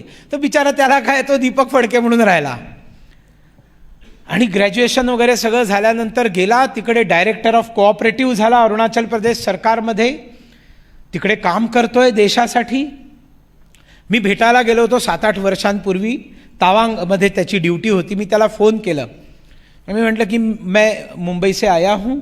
अरुणाचलचे लोक हिंदी चांगलं बोलतात. म्हटलं मैं मुंबई से आया हूँ और मुझे आपको मिलना है. आप सुधीर फडके जी के घर में रहे, मैंने सुना था, मुझे आपसे मिलना है. मैं गोरी चेन नाम के होटल में ठहरा हूँ, आप बताइए मैं आपके पास आ जाता हूँ. तो समोरनं लेकी फुनसो म्हणतात की सुनीलजी तुम्ही माझ्याशी मराठीत बोला आणि तुम्ही मला भेटायला येऊ नका, मी तुम्हाला भेटायला येतो. आणि तुम्ही जे गोरी चेन म्हणताय त्या हॉटेलचं नाव गोरी चेन नाही आहे, गौरीचंद्र आहे. मी म्हटलं हो रे बाबा सगळं ठीक आहे, ये तू. ते आले संध्याकाळी आणि मला म्हणाले की सुनीलजी मी आत्ताच आलो 4 दिवसांपूर्वी, मी मुंबईत होतो. म्हटलं मुंबईत तुम्ही काय करत होता? त्यांनी सांगितलं की दादाचे अमेरिकेत शो होते, तो महिनाभर बाहेर होता, आई घरी एकटी होती, आई आजारी होती, म्हणून मी 1 महिना सुट्टी टाकली आणि आईबरोबर 1 महिना जाऊन राहिलो, आईची सेवा केली. आणि मग ज्यावेळेला दादा परत आला त्यावेळेला मी परत आलो. मी 7 दिवसापूर्वीच परत आलो आहे. आई म्हणजे ललिता फडके, सुधीर फडकेंची पत्नी. दादा म्हणजे श्रीधर फडके, जो विदेशामध्ये शो करण्यासाठी गेला होता. असा ईशान्य भारताचा लेकी फुनसो नावाचा एक पुत्र सुधीर फडक्यांच्या घरामध्ये आयुष्यभर राहतो आणि तिथे गेल्यानंतर विसरत नाही. त्या आईला आजारी असताना तिला सेवा करण्यासाठी महिनाभर सुट्टी टाकून जाऊन राहतो. हा राष्ट्रीय स्वयंसेवक संघ आहे, हा देशाची भावना आहे, ही आत्मीयता आहे. आणि अशा प्रकारचे अनेक प्रयोग या देशामध्ये ईशान्य भारताला जोडण्यासाठी झालेले आहेत. वनवासी कल्याण आश्रमांनी केलेले आहेत, विद्याभारतींनी केलेले आहेत, तिकडे केलेले आहेत, तिकडच्यासाठी इकडे केलेले आहेत, तिकडे जाऊन बलिदान देण्याचं काम केलेलं आहे. पुण्यामध्ये प्रमोद नारायण दीक्षित प्रचारक निघाले, आसाममध्ये बरपेटामध्ये काम करत होते. रक्तदान करणं हा त्यांचा पॅशन होता, रक्तदान करायला प्रेरणा देणं, अपार्ट फ्रॉम शाखा चालवणं वगैरे. त्यांनी त्या ठिकाणी 35 वेळा रक्तदान केलं होतं आसाममध्ये प्रचारक असताना. बरपेटा जिल्ह्यामध्ये जिल्हा प्रचारक म्हणून असताना कार्यालयामध्ये कोणीतरी बोलवायला आलं, भेटायला कोणीतरी आलं, संघाबद्दल आत आले, त्यांच्या छातीवर पाठीमागनं गोळ्या घातल्या त्यांच्यावरती. 35 वेळा स्वतःचं रक्त आसामसाठी देणाऱ्यांनी उरलेलं सगळं रक्त एका दिवसात आतंकवाद्याच्या गोळीसमोर देऊन टाकलं. देशासाठी बलिदान पुण्यामधनं जाऊन प्रमोद दीक्षितनी दिलं, केरळमधनं जाऊन मुरलीधरनजींनी दिलं, उत्तर प्रदेशातनं जाऊन ओमप्रकाशजींनी दिलं. तिकडे राहणाऱ्या, तिकडे जन्म घेतलेल्या तिकडच्या समाजाच्या शुक्लेश्वर मेधींना दहशतवाद्यांनी गोळी घातली. मणिपूरमध्ये मधुमंगल शर्मांना गोळी घातली, कारण ते राष्ट्रवादाचं काम करत होते, भारतासाठी तिकडे काम करत होते, भारतीयत्वाची भावना निर्माण करण्यासाठी काम करत होते. अशा प्रकारे अनेक विविध संस्था, प्रचारक, पूर्णवेळ कार्यकर्ते वेगवेगळ्या मार्गांनी, वेगवेगळ्या प्रयोगांनी त्या सगळ्यांना जोडून ठेवण्याचं काम, एक श्रेष्ठतम काम स्वयंसेवकांनी करून दाखवलं. पण ज्यावेळेला सरकार येतं त्यावेळेला आपण किती गतीने एखादी गोष्ट करू शकतो याचं सगळ्यात मोठं आदर्श काही असेल तर पंतप्रधान नरेंद्र मोदीजींची 7.5 वर्ष विथ रेफरन्स टू ईशान्य भारत. तिकडे रस्ते नाहीत म्हणून आम्ही ओरडत होतो. आज जाऊन तुम्ही बघा काय हायवेज निर्माण झाले. चित्र बदललंय, ईशान्य भारताचं पूर्णपणे बदललंय, आमूलाग्र बदललंय. मोदी पंतप्रधान बनण्यापूर्वी रेल्वे मॅपवर फक्त 2 राज्य होती, आसाम आणि त्रिपुरा. आणि नागालँडला डिमापूर शहराला भोज्याला शिवून जावं असं बाहेरनं टच करून रेल्वे जात होती. आज ईशान्य भारताची सगळी राज्य रेल्वेच्या मॅपवरती नरेंद्र मोदीजींनी आणलेली आहेत 7 वर्षामध्ये. ईशान्य भारतामध्ये हायवेज, मोदीजी सांगतात मी ईशान्य भारताला हिरा दिला आहे. हिरा, HIRA. H for highways, I for iways, R for railways आणि A for airways.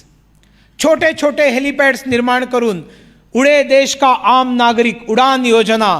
Narendra Modi पंतप्रधान व्हायच्या आधीपासून म्हणायचे हवाई चप्पल पहनने वाला व्यक्ती हवाई जहाज में बैठे ये मेरा स्वप्न है. आणि आज तुम्ही बघू शकता इतक्या सगळ्या एअरलाईन्सनी तुम्ही प्रवास करताना तुम्ही एकदा शांतपणे असे उभं राहून फक्त एक टक लावून बघा कसे लोक जात आहेत आणि तुम्हाला खरोखर हवाई चप्पल घालून जाणारे लोक विमान प्रवास करताना दिसतील. यू कुडंट इमॅजिन असं काही या देशात होऊ शकतं. स्वतंत्रता प्राप्तीनंतर 70 वर्षात जितकी विमानतळं नाही बनली त्याच्या कितीतरी पटीनी विमानतळं बनलेत, वेगाने विमानतळं बनलेत या देशामध्ये, ईशान्य भारतात बनलेत. ईशान्य भारत लँड लॉक रिजन झाला. बांगलादेशाबरोबर सीमा फैसला होत नव्हता. नरेंद्र मोदीजींनी पहिल्या बांगलादेश प्रवासामध्ये बॉर्डर फायनल करून टाकली. त्यांनी सांगितलं की ही सीमा, ही गावं भारतात, ही गावं बांगलादेशात. आणि हे करत असताना बांगलादेश सरकारशी त्यांनी बोलणं केलं की बांगलादेशाच्या माध्यमातून भारताचं ईशान्य भारताशी कम्युनिकेशन होईल, नद्यांच्या मार्गातनं होईल, हायवेज बनतील, रेल्वेज बनतील, आयवेज बनतील. त्रिपुरामध्ये नेटवर्कचा प्रॉब्लेम होता. आता टॉवर्स आणि ऑप्टिकल फायबर बांगलादेशातनं गेलेलं आहे आणि त्याच्यामुळे त्रिपुरामधली नेटवर्कची समस्या संपलेली आहे. कारण बांगलादेशातनं आलेल्या टॉवर्समुळे नेटवर्कचं स्पीड तिथे वाढलेलं आहे. आयवेज ईशान्य भारताच्या बाजूला, त्रिपुराच्या बाजूला तिथे चितगांग बंदर आहे बांगलादेशामध्ये, केवळ 67 किलोमीटरवरती आहे. नरेंद्र मोदीजी म्हणत होते की या देशात रेल्वे कशासाठी बनायची. बिहारचा रेल्वे मिनिस्टर, केंद्रात रेल्वे लालू प्रसादजी रेल्वे मंत्री व्हायचे तर बिहारला रेल्वे मंत्री मिळायचा. ममता रेल्वे मंत्री झाली तर बंगालला रेल्वे मंत्री मिळाला. भारताला रेल्वे मंत्री कधीच मिळायचा नाही. ज्या राज्यातनं तो आलाय त्या राज्यामध्ये इकडनं तिथे, तिकडनं तिथे रेल्वे गेली पाहिजे. नरेंद्र मोदी म्हणायचे की तुम्ही असा का विचार करत नाही की आपण टुरिझमची एक अशी रेल्वे बनवूया की वेगवेगळ्या धार्मिक स्थळांना जोडणारी एक रेल्वे यात्रा रेल्वे अरेंज करेल. आता श्रीराम रेल्वे चालू झाली ना, प्रभू रामचंद्रजी ज्या ज्या ठिकाणी गेले तिकडे सगळीकडे तुम्हाला घेऊन जाऊन उत्तम रेल्वे प्रवास करून आणणारी, देव्यांचं दर्शन करवणाऱ्या रेल्वेची योजना नरेंद्र मोदींनी केली. त्याचप्रमाणे मुंबईच्या बंदरापासनं, कच्छच्या बंदरापासनं, दीव दमणच्या बंदरांपासनं, जर आपल्या पूर्व किनाराच्या विशाखापट्टणम वगैरे या सगळ्या बंदरांपर्यंत जर सागरी मार्गाने जायचं असेल तर 1-1 महिना वेळ लागायचा. मोदी म्हणाले कशासाठी 1-1 महिना वेळ. अशी रेल्वे लाईन आपण का नाही प्लॅन करायची, योजना करायची की कच्छवरनं रेल्वे चालू होईल आणि विशाखापट्टणममध्ये जाईल. म्हणजे जो संपूर्ण 1 महिन्याचा प्रवास आहे त्या जहाजाचा तो वाचेल की तिथपर्यंत माल तिथे येईल, तिकडनं मग मालगाडीवर चढवला जाईल आणि मालगाडी थेट जाऊन विशाखापट्टणममध्ये पोहोचेल, तिकडे ऑफलोड होईल, तिकडे जहाजावर बसून पुढचा, म्हणजे त्या जहाजाचा 1 महिन्याचा प्रवास कमी झाला पाहिजे. व्हिजन देशामध्ये नव्हती, मोदीजींनी दिली नाही, काम चालू केलं, काम पूर्ण झालं, काम व्हायला सुरुवात झालेली आहे. त्रिपुराच्या सीमेवरनं 67 किलोमीटरवरती असलेल्या चितगांग रेल्वे, या चितगांग बंदरापर्यंत नितीन गडकरींनी टकाटक हायवे बनवून तयार झाला आहे. त्रिपुरामध्ये एकच रेल्वे मार्ग होता, ब्रॉडगेज नव्हती. 40 वर्ष कम्युनिस्ट पार्टी आणि काँग्रेस भजन गात होते, ब्रॉडगेज आसबे, ब्रॉडगेज आसबे, आम्हाके वोट दिन, आम्ही ब्रॉडगेज निये आसबो. किच्चू करले ना, कुछ किया नाही. नरेंद्र मोदींनी सांगितलं मी 2 वर्षामध्ये ब्रॉडगेज आगरतळ्यापर्यंत आणीन. 2 वर्षाला 2 महिने कमी होते, ब्रॉडगेज पोचला. ट्रेन चालू झाली, राजधानी चालू झाली, तिकडनं सबरूमपर्यंत रेल्वे गेली. आज चितगांग पोर्टपर्यंत जाणारी रेल्वे ही नरेंद्र मोदीजींनी निर्माण ऑलरेडी केलेली आहे. आगरतळ्यावरनं कलकत्त्याला ट्रेननी यायचं असेल तर 36 तास वेळ लागायचा, कारण त्या आसाममध्ये प्रवास करून संपूर्ण वळसा घालून पश्चिम बंगालमधनं कलकत्ता. अखौरा सीमा 22 किलोमीटर रेल्वेपट्टी बांगलादेशपर्यंत निर्माण करून कलकत्त्याला आगरतळ्यावरनं थेट जर 6 तासात सुपरफास्ट ट्रेन पोचू शकते. रेल्वेचं काम पूर्ण झालं आहे, पुढच्या वर्षी रेल्वे चालू होईल.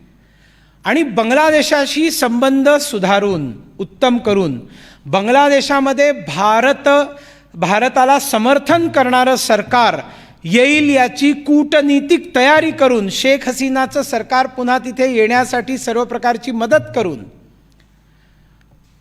बांगलादेशाच्या माध्यमातून कम्युनिकेशन नरेंद्र मोदीजींनी नॉर्थ ईस्टची समस्या दूर केली. खूप गोष्टी केल्यात. मी पाहिलं, आधीच सांगितलं ना, मी घड्याळ बघत नाही. आता 6:30 वाजता तरी मला बंद करायला पाहिजे, नाहीतर तसं झालं तर मी 9 वाजेपर्यंत बोलू. नाहीतरी विमान जर जाणारच आहे तर मग तुम्हाला कशाला सोडू मी. आणि त्याच्यामुळे नरेंद्र मोदीजींनी ईशान्य भारताचं चित्र बदललं आहे. ब्रह्मपुत्रा नदीवरती एक पूल, बोगीविल ब्रिज वर्षानुवर्ष खितपत पडलेला होता. जाऊन नेटवर जाऊन बघा ना, तो पूल तयार झाला, किती तास लोकांचे प्रवास वाचायला लागले. ईशान्य भारताच्या मालाला वैश्विक बाजारपेठ मिळाली. क्वीन पायनॅपल आमच्या त्रिपुराचा आज स्पाइस जेटची कॅरियर जाते आणि दुबईमध्ये जाऊन पोचतो. समृद्धी आली, बांबूच्या सगळ्या व्यवसायाला समृद्धी आली. बांबूच्या वरती असलेला कायदा नरेंद्र मोदींनी बनवला. ठाऊक आहे तुम्हाला, इंग्रजांच्या वेळेला कायदा होता, बांबूला झाडाचा दर्जा दिलेला होता. त्याच्यामुळे वन विभाग तुम्हाला बांबू तोडू देत नव्हता, तोडलेल्या बांबूचं ट्रान्सपोर्टेशन होऊ देत नव्हता. कारण तुम्ही बांबू तोडलात म्हणजे तुम्ही वृक्ष कटाई केली आणि मग कटाई करायला द्यायचे, पैसे कमवायचे, आणखीन पुढे पाठवून द्यायचं. नरेंद्र मोदीजींनी एक कायदा बदलला आणि त्या बांबूला वृक्षापासनं त्यांनी गवताचा दर्जा दिला. आणि गवताचा दर्जा दिल्यावर विषयच संपला. गवत तोडायला कुठला कायदा लागत नाही, परवानगी लागत नाही. गवताच्या वस्तू बनवायला कुठली परवानगी लागत नाही आणि गवताचं ट्रान्सपोर्ट करायला काही परवानगी लागत नाही. किती गोष्टी मोदीजींनी केल्यात आपल्याला ठाऊकच नाही आहे. खरं सांगायचं तर आम्ही कमी पडतो पक्षाचे कार्यकर्ते सगळं पोचवण्यामध्ये. पण ईशान्य भारतामध्ये ज्या विशेष गोष्टी केलेल्या आहेत, आता तुम्ही बघा बघू, ईशान्य भारतामधनं दहशतवादाच्या घटना किती ऐकायला यायच्या. 7 वर्षामध्ये 7 घटना नाही घडलेल्या. 7 वर्षात 7 घटना नाही घडलेल्या. ईशान्य भारताच्या लोकांचे अपमान झाल्याच्या किती घटना दिल्ली, मुंबई, बंगलोरमध्ये न्यूजमध्ये कायम असायच्या. 7.5 वर्षामध्ये एकही घटना न्यूजमध्ये आलेली नाही. घटना घडत असतील, नाही असं नाही, पण त्याच्यावरती लगेच कारवाई होते. आणि ज्यावेळेला कायदा कडक बनतो त्यावेळेला आपोआप घटना करणाऱ्यांचं प्रमाण, अवेअरनेस, जागृती निर्माण झाली. नरेंद्र मोदीजींनी रोस्टर ड्युटी लावून सगळ्या मंत्र्यांना सांगितलं की 15 दिवसातनं एक प्रवास तुमचा ईशान्य भारताचा झालाच पाहिजे. आणि त्याचा परिणाम काय झाला, 60 मंत्री आहेत केंद्रामध्ये, 15 दिवसातनं एक मंत्री, प्रत्येक मंत्री एक प्रवास ईशान्य भारताचा करतो, महिन्यातनं 2 प्रवास करतो. म्हणजे ईशान्य भारताच्या प्रत्येक राज्यामध्ये दर आठवड्याला एक केंद्रीय मंत्री येत असतो. मी तिकडे त्रिपुराचं काम करत असताना जगत प्रकाश नड्डाजी, जे आज आमचे राष्ट्रीय अध्यक्ष आहेत, ते हेल्थ मिनिस्टर होते. ते आले त्रिपुरामध्ये. त्यावेळेला भारताच्या स्वातंत्र्यानंतर पहिला स्वास्थ्य मंत्री त्रिपुरात पोचला होता. दिस वॉज ॲपॅथी, ही उपेक्षा वर्षानुवर्ष काँग्रेसनी केली होती. आणि प्रत्येक वेळेला मंत्री येतो तो काही ना काहीतरी घेऊन येतो. गेल्या वेळेला जे दिलेलं आहे त्याचं तुम्ही वापर केला की नाही त्याचं मॉनिटरिंग करतो. आणि पैसे जमिनीवर उतरायला सुरुवात होतात, योजना जमिनीवर उतरायला सुरुवात होतात. 500 कोटी रुपये देऊन त्या ठिकाणी इंटरनॅशनल एअरपोर्ट आगरतळ्यामध्ये त्रिपुराचे लोक कल्पना नव्हते करू शकत की असं काही होऊ शकेल. जनजातीय पॉप्युलेशन आहे. नरेंद्र मोदीजींनी 15 नोव्हेंबर ना बिरसा मुंडाचा जन्म बलिदान दिवस, 25 नोव्हेंबर बिरसा मुंडा बलिदान दिवसला 15 नोव्हेंबर बिरसा मुंडाची जयंती, त्याला त्यांनी आदिवासी गौरव दिवस, जनजातीय गौरव दिवस म्हणून या देशातल्या सगळ्या जनजातींना एक खूप मोठं प्रेरणा देण्याचं काम, उत्साहवर्धन करण्याचं काम केलं. ईशान्य भारतातल्या अनसीन, अनहर्ड अशा अनेक प्रकारच्या स्वतंत्रता सेनानी, त्यांची नावं तुम्ही ऐकलेली नव्हती. आझादी का अमृत महोत्सव या योजनेच्या अंतर्गत तुम्हाला असे सगळे फ्रीडम फायटर्स, मक्कियांग नंगबाचं नाव ऐकायला मिळेल, हेपाऊ जादोनांगचं नाव ऐकायला मिळेल, कनकलता बरुवाचं नाव ऐकायला मिळेल, थोगन संगमाचं नाव ऐकायला मिळेल, रानीमा गायडिनल्यूचं तर आपण पूर्वीही ऐकलेलं असेल. वीर टिकेंद्रजीत काय आहे आपल्याला कळेल. काय त्यांनी दिलेली बलिदानं नव्हती. अरे त्यांनी तर 1857च्या आधी बलिदानं द्यायला सुरुवात केली. या देशाचा खरा स्वातंत्र्य लढा, या देशातल्या ज्यांना तुम्ही आदिवासी म्हणता, ज्यांना आम्ही वनवासी म्हणतो, तुम्ही काही म्हणा, माणसं तीच आहेत, त्यांनी वास्तविक लढा दिलेला आहे. परवा मी आंध्र प्रदेशात डोंबारी समाजाच्या लोकांबरोबर मी कार्यक्रम करत होतो आणि ते वेगवेगळ्या हे करून दाखवत होते, चित्तथरारक कृती करून दाखवत होते. त्यांनी असं सांगितलं की आमचे पूर्वज इंग्रजांशी लढायचे आणि छापामार पद्धतीने लढायचे आणि त्याच्यामुळे हे स्किल आम्ही जंगलामध्ये शिकलो की आम्हाला लढायचं आहे तर आम्हाला तारेवरची कसरत करून कुठेतरी जाऊन हल्ला करायचा आहे. आणि म्हणून ते कसरत जी आहे ते आज त्यांच्यावर ही दुर्दशा आलेली आहे की त्या ठिकाणी त्यांना रस्त्यावरती खेळ करून आपले पोट भरण्याची वेळ त्यांच्यावर आलेली आहे. म्हणजे त्यांनी स्वातंत्र्यासाठी लढा दिला. इंग्रजांनी त्यांना जन्मजात क्रिमिनल म्हटलं, बॉर्न क्रिमिनल्स म्हटलं.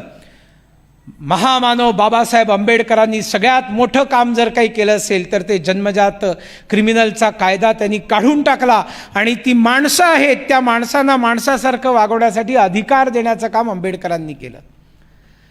आणि आज अशा या सगळ्या समाजाला सन्मान मिळण्याचं काम भगवान बिरसा मुंडाच्या नावाने नुसतं त्यांनी केलेलं नाही. त्या पार्लमेंट हाऊसमध्ये बिरसा मुंडाच्या प्रतिमेला, नीट ऐका, बिरसा मुंडाच्या पार्लमेंटमधल्या प्रतिमेला पहिल्यांदा माल्यार्पण करणारा पंतप्रधान नरेंद्र मोदी आहेत. टाळ्यानंतर किती मोठं ह्युमिलिएशन आहे ते. म्हणजे बिरसा मुंडाच्या प्रतिमेला एका आदिवासी म्हणून जे कम्युनिस्ट इकडे बोंबा मारतात, एक नंबरचे चोर, देशद्रोही,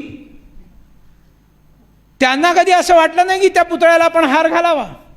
नाही वाटलं, कारण बिरसा मुंडांनी इंग्रजांबरोबर युद्ध करताना सायमल्टेनियसली ख्रिश्चन मिशनऱ्यांच्याशी देखील युद्ध केलं, कारण त्यांना माहिती होतं ही इंग्रजांची चौथी सेना आहे. आणि त्याच्यामुळे आज ईशान्य भारत अनेक colleges, medical colleges, engineering colleges, मी सुरुवातीला सांगायचो व्हायला सुरुवात झालेली, आता मी सांगतो चालू झालेली आहेत. 7.5 वर्ष झालेत, आता चालू झालेली आहेत. आणि तुम्हाला मी सांगतो अजून 10 वर्षांनी अशी परिस्थिती निर्माण होईल की ईशान्य भारताची मुलं इकडे नोकरी धंदा शोधायला यायच्या ऐवजी पश्चिम बंगाल, महाराष्ट्र वगैरे अशा ठिकाणून लोकांना नाईलाजानी तिकडे नोकऱ्या शोधण्यासाठी जावं लागेल. जर इकडे घरकोंबडे मुख्यमंत्री आणि तिकडे दहशतवादाला आशीर्वाद देणारी मुख्यमंत्री जर राहणार असेल वर्षानुवर्ष. डेव्हलपमेंट डेव्हलपमेंट डेव्हलपमेंट एकच सूत्र डोळ्यासमोर ठेवून नरेंद्र मोदीजींनी लोकसभेमध्ये भाषण करून सांगितलं की ही जी 8 राज्य आहेत ज्यांना 7 सिस्टर्स म्हटलं जायचं, नरेंद्र मोदीजींनी त्यांना काय सांगितलं, या अष्टलक्ष्मी आहेत, अष्टलक्ष्मी आहेत. एकेकाळी ज्या लुक ईस्ट पॉलिसीला दिलं होतं मनमोहन सरकारनी, नंतर 10 वर्ष मनमोहन सरकार, अटलजींनी लुक ईस्ट पॉलिसी दिली, 10 वर्ष मनमोहन सरकार असं ईस्टकडे बघत बसलं. त्यांना विचारलं काय पाहताय, लुक ईस्ट. कोण म्हणालं, अटलजी बोले थे लुक ईस्ट, हम देख रहे हैं. झालं काही नाही, वाढलं काही नाही. जो हायवे चालू केला होता तोही बंद पडला. तो पूर्ण झाला नरेंद्र मोदी पंतप्रधान झाल्यानंतर. आणि नरेंद्र मोदीजींनी त्या पॉलिसीचं नाव बदलून ॲक्ट ईस्ट पॉलिसी केलं, लुक ईस्टचं. आणि तरी देखील वेगाने काम होत नाही म्हटल्यावर त्यांनी त्याचं नाव ॲक्शन ईस्ट पॉलिसी केलं. भारताच्या स्वातंत्र्यानंतर नागालँडसारख्या राज्यामध्ये 2 रात्री सतत निवास केलेला एकच पंतप्रधान होता, ते अटल बिहारी वाजपेयीजी होते. बाकी सकाळी येऊन संध्याकाळी जायचे, सगळीकडे गेले असं देखील नाही. नरेंद्र मोदीजी आत्तापर्यंत कमीत कमी 40 रात्री ईशान्य भारतात त्यांनी रात्री मुक्काम केलेला आहे. 40 रात्री निवास केला आहे ईशान्य भारतामध्ये. आधी कोणी पंतप्रधान जातच नव्हता, त्यांना काही पडलेलीच नव्हती. हे जातात, नवीन नवीन योजना देतात, त्याचं मॉनिटरिंग करतात, त्याच्या बैठकी घेतात. गृह मंत्रालयाने तिकडच्या सगळ्या दहशतवादी संघटना बंद करून त्यांना राष्ट्रीय प्रवाहात आणण्याचं काम केलं, म्हणून दहशतवाद संपला. ड्रग ॲडिक्शनवरती तिकडे कंट्रोल येतोय. आणि या सगळ्यामुळे आज ईशान्य भारत बदलतो आहे. आणि ईशान्य भारत एक ज्याला आपण म्हणत होतो की भारत संपतो कुठे, तर ईशान्य भारताकडे. नरेंद्र मोदीजींच्या परिश्रमामुळे, संघाच्या स्वयंसेवकांनी वर्षानुवर्ष केलेल्या त्यागाच्या यज्ञामुळे लवकरच एक दिवस असा येईल ज्यावेळेला आपण म्हणू भारत सुरू कुठे होतोय, ईशान्य भारताकडे. आज म्हणत होतो आम्ही भारत संपतो कुठे? नॉर्थ ईस्टकडे. आता आम्ही म्हणू भारत सुरू कुठनं होतोय? नॉर्थ ईस्टपासून. That is the change. आणि हा परिवर्तन आणण्याचं काम प्रामाणिकपणे ज्याच्या मनामध्ये देशासाठी काम करायचं आहे, ज्याला आपल्या परिवारासाठी काम करायचं नाही, तो कठोर आहे, भ्रष्टाचाराच्या विरोधामध्ये कठोर आहे. मैं न खाऊंगा न खाने दूंगा. वर्षातनं 2 नवरात्री उपास करणारा, 9 दिवस पाण्यावर राहणारा पंतप्रधान ज्यावेळेला त्या नवरात्रामध्ये अमेरिकेचा प्रवास होतो, व्हाईट हाऊसमध्ये डिनरचं इन्व्हिटेशन असतं, बरॅक हुसेन ओबामा वाट बघत असतात, मोदीजी येतात, अनेक प्रकारची व्यंजनं समोर ठेवलेली असतात. मोदीजी म्हणतात मी यातलं काही घेऊ शकणार नाही. ओबामा म्हणतो का नाही घेऊ शकणार? त्यांनी सांगितलं मेरा तो दुर्गा मैया का व्रत है. आता जर मेहमान जर काही खाणार नाही तर यजमान खात बसेल काय? तेही पाणी पित बसले, हेही पाणी पित, तेही पाणी पित बसले. दुर्गा मैया का उपवास. आणि नंतर मोदीजी त्यांना भगवद्गीता भेट देऊन बाहेर पडले. बाहेर पडल्यावर बरॅक हुसेन ओबामा म्हणाले असतील की खरं म्हणतात भारताचे लोक, हा माणूस स्वतःही खात नाही आणि दुसऱ्यालाही खाऊ देत नाही. आम्हाला अभिमान आहे अशा पंतप्रधानाबद्दल, ज्यांनी अयम निजहा परोवेती धारणाम लघुचेतसाम उदार चरिता नाम तू वसुधैव कुटुंबकमचा जो आमचा नारा होता तो प्रत्यक्षात आणून दाखवला. आणि ज्यावेळेला सगळं जग कोरोनानी ग्रसित झालं आणि सगळ्यात पहिल्यांदा हायड्रॉक्सी क्लोरोक्विन आणि पॅरासिटामॉलची आवश्यकता होती, अनेक देशांकडे नव्हतं, भारताकडे होतं. भारताने या सगळ्या देशांना आपल्या देशाची जी आवश्यकता आहे ती पूर्ण करून असलेली सगळी औषधं या देशांना दिली. काही पैसेवाले देश होते त्यांना त्याच किमतीत दिली, जास्त किमतीत नाही दिली. फक्त त्यांनी काही औषधांवर जी आमच्यावर सँक्शन्स घातली होती ती आधी काढायला सांगितली आणि मग ती औषधं दिली. काही देशांना जे थोडे गरीब होते त्यांना कन्सेशनल रेटमध्ये दिली, काही देशांना अर्ध्या किमतीत दिली आणि असे काही देश होते जे खूप गरीब होते त्या देशांना पंतप्रधान नरेंद्र मोदींच्या भारताने फुकटमध्ये औषधं दिली. हे वसुधैव कुटुंबकम आहे. वॅक्सिनच्या बाबतीतही तेच आहे. आज काय अवस्था झाली युरोपाची आणि अमेरिकेची. आज किती सुरक्षित आहे भारत या सगळ्या देशांच्या तुलनेमध्ये. 125 कोटी लोकांना वॅक्सिनेशन झाले, 125 कोटी. पंतप्रधान ज्या वेळेला फोकस्ड आहेत त्यांच्यासमोर दुसरं काही नाही, फक्त माझा देश, माझ्या देशाची जनता. आणि मग ती जनता त्यांच्याशी पूर्णपणे जोडली गेलेली आहे. ते भाजपला मत देतील, देणार नाहीत, पण ते मोदींशी जोडले गेलेले आहेत. मोदी सांगतात म्हणजे देशाच्या हिताचं आहे, ते ऐकलं पाहिजे, ही भावना आज देशवासियांच्या मनात निर्माण झालेत. म्हणून मोदीजींनी ज्यावेळेला थाळ्या वाजवायला सांगितल्या, तमिळनाडू, पश्चिम बंगाल सगळे लोक रस्त्यावर उतरले आणि थाळ्या आणि टाळ्या वाजवत होते. वोटिंगमध्ये तसं दिसलं नाही. तमिळनाडूमध्ये तर आम्हाला खूप कमी मतं मिळाली, पण तमिळनाडूमध्ये लोक रात्री दिवे पण त्यांनी प्रज्वलित केले. मोदींनी सांगितलं त्यांनी केले, देश म्हणून केले. देशभक्तीच्या भावनेवरती जी एक राख निर्माण झाली होती त्याच्यावरती फुंकर मारून देशभक्तीची ज्वाला प्रज्वलित करणाऱ्या नरेंद्र मोदीजींनी आज ईशान्य भारतामध्ये आमूलाग्र परिवर्तन करायला सुरुवात नाही केलेली, सुरुवात करूनही बरेच दिवस झाले आहेत, पूर्णत्वाकडे चाललेले आहेत. आणि त्याच्यामुळे माझा शेवटचा प्रश्न सांगली वासियांसाठी जे माझ्यासमोर बसलेले आहेत, पंतप्रधान चांगलं काम करतायत, ते करत राहतील. माझा प्रश्न असा आहे की आपण आपला देश म्हणून काय काम करणार. इतक्या महापुरुषांनी इथे राष्ट्रीय शाळेचं निर्माण केलं, कारण त्यांना असं लक्षात आलं की लोकमान्य टिळकांनी सांगितलं की अशा शाळा निर्माण झाल्या पाहिजे या शाळेमधनं देशभक्ती चे धडे दिले पाहिजेत. त्यांनी ती शाळा निर्माण केली, म्हणून ही शाळा आहे आणि या शाळेमुळे आपण सगळे इथे आहोत. अशा महापुरुषांनी संस्कृतचा प्रचार केला, असे शिक्षक या देशाला मिळाले. आपण काय करणार, आपण काय आहोत, हा प्रश्न आज आपण विचारला पाहिजे. मुंबईमध्ये रेल्वे ट्रेन एकाच दिशेने 2 ट्रॅकवर धावत असते. एक फास्ट ट्रेन असते, एक स्लो ट्रेन असते. फास्ट ट्रेनच्या खिडकीत बसलेले लोक स्लो ट्रेनच्या खिडकीत बसलेल्या लोकांना वाकुल्या दाखवतात, बघा आम्ही कसे वेगाने चाललोत.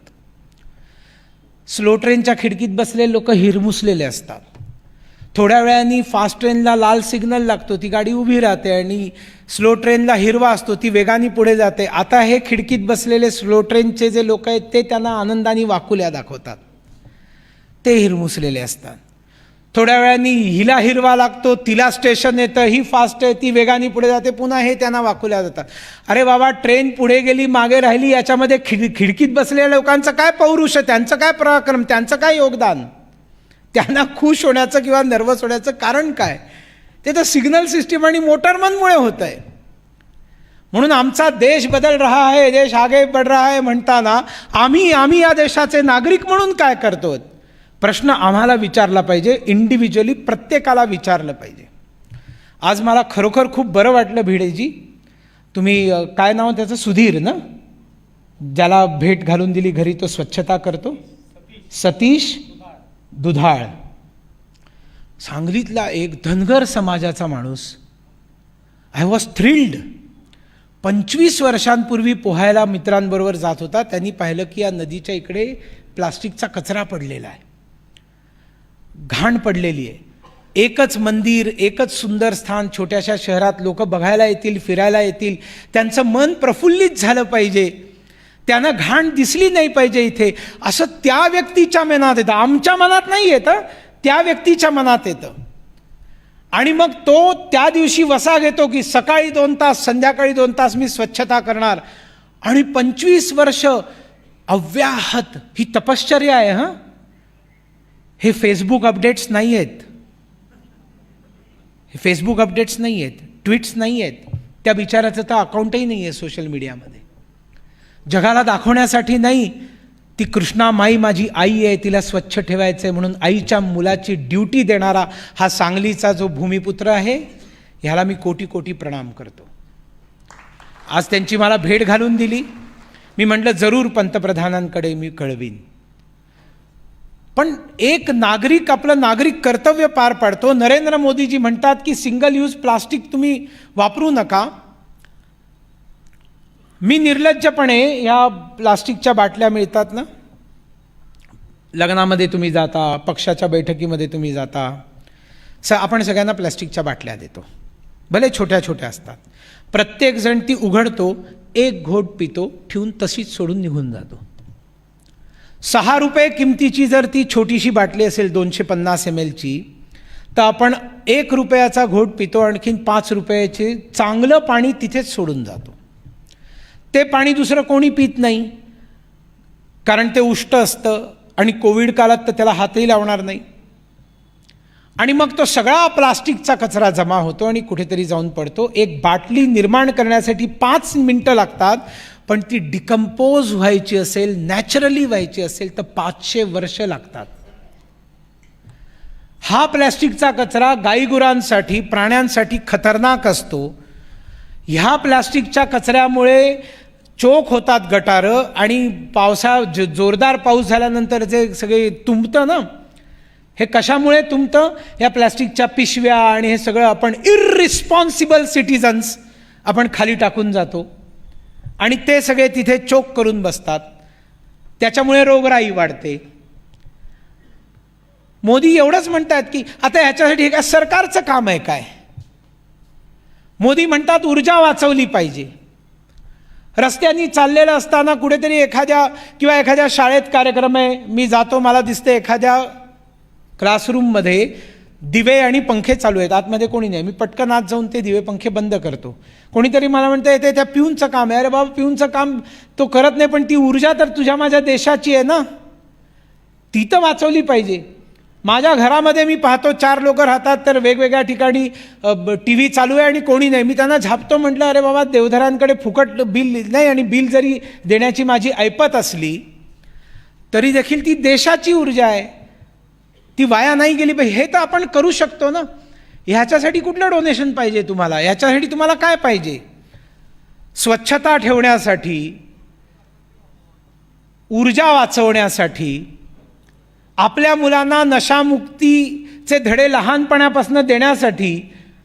मुलीला कुठे गेली होतीस म्हणून विचारणारे मुलाला कुठे गेला होतास म्हणून विचारू शकत नाहीत. आणि या देशामध्ये अजूनही अशा पद्धतीचा व्यवहार मुलींबरोबर की सकस अन्न मुलाला आणखीन मुलीला नाही. आणि मग पुन्हा नरेंद्र मोदीजींची महानता समोर येते. या देशामध्ये जो स्त्री पुरुष रेशो 920 विरुद्ध 1010 होता, तो आता 1020 विरुद्ध 1000 झालेला आहे. या देशातली महिलांच्या जन्म घेण्याची संख्या गेल्या 7 वर्षात वाढलेली आहे. नरेंद्र मोदीजींनी जे बेटी बचाओ, बेटी पढाओ, बेटी खिलाओ, सुकन्या समृद्धी, जनधन अकाउंट, उज्ज्वला योजना, उजाला योजना आणि एवढ्या सगळ्या योजनांमध्ये महिलांना जी प्रधानता दिली, त्याच्यामधनं ही मानसिकतेमध्ये परिवर्तनं व्हायला लागलेली आहेत.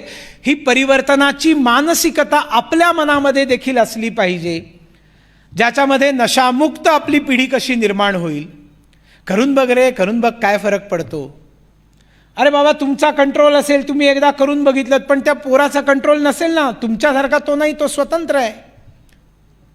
किती मोठ्या प्रमाणावरती पिढी जी आहे, आपण आपले संस्कार लहानपणापासून मला आठवतंय, आम्ही खेळून आलो की आई म्हणायची हातपाय तोंड धू, देवाला दिवा लाव आणि पाढे पर्वतचा म्हणायला बस.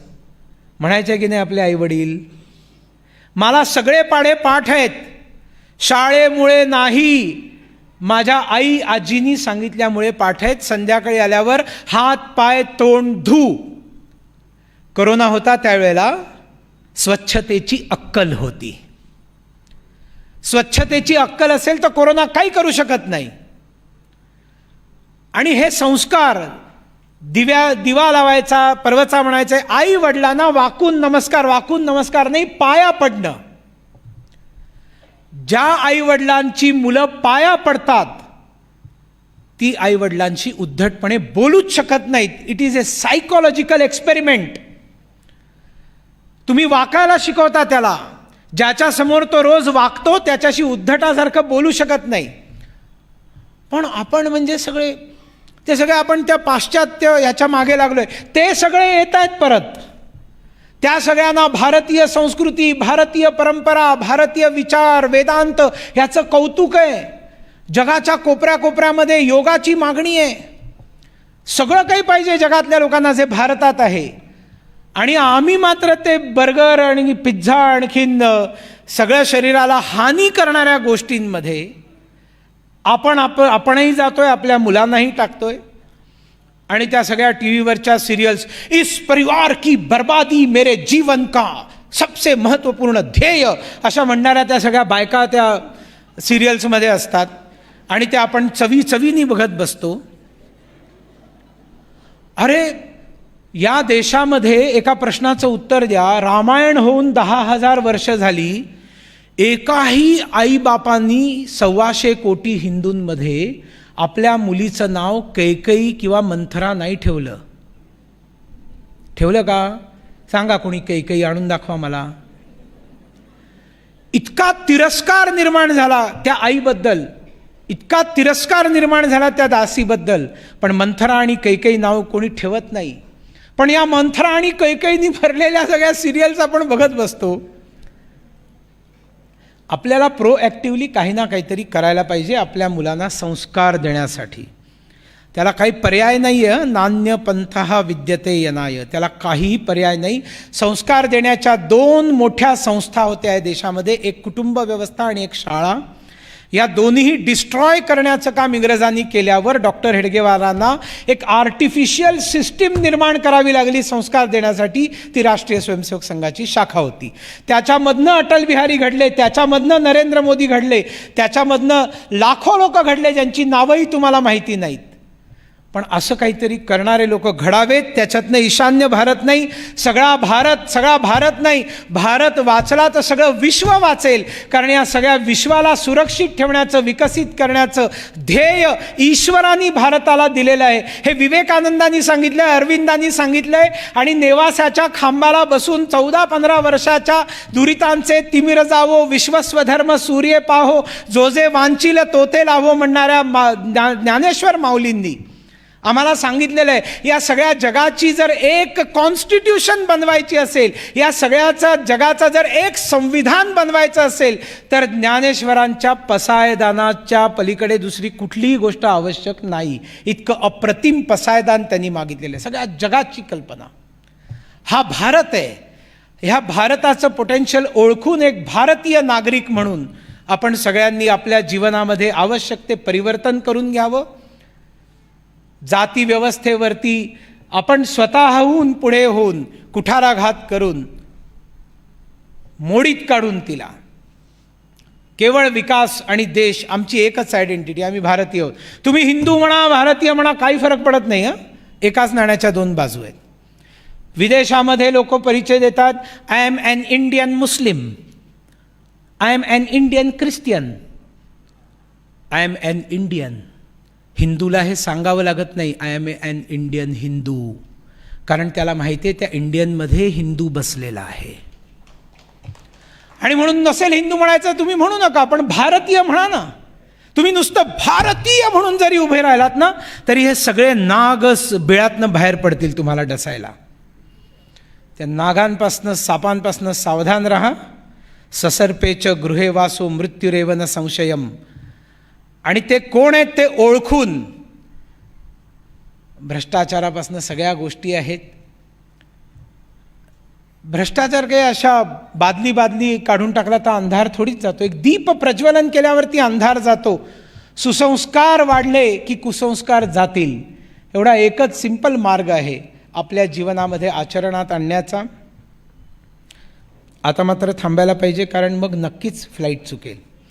आणि त्याच्यामुळे या ठिकाणी बसलेल्या सगळ्या लोकांना मी खूप खूप धन्यवाद देतो. मी येणार होतो 2 वर्षांपूर्वी 2018मध्ये, पण मला असंच काहीतरी पक्षाचं महत्त्वपूर्ण काम आलं म्हणून मी येऊ शकलो नाही. म्हणून मी एक व्हिडिओ बाईट दिली होती, यांनी दाखवली असेल, आपण पाहिली असेल. यावेळेला मी हो म्हटलं आणि काल असं संकट निर्माण झालं की मी येऊ शकणार नव्हतो इकडे.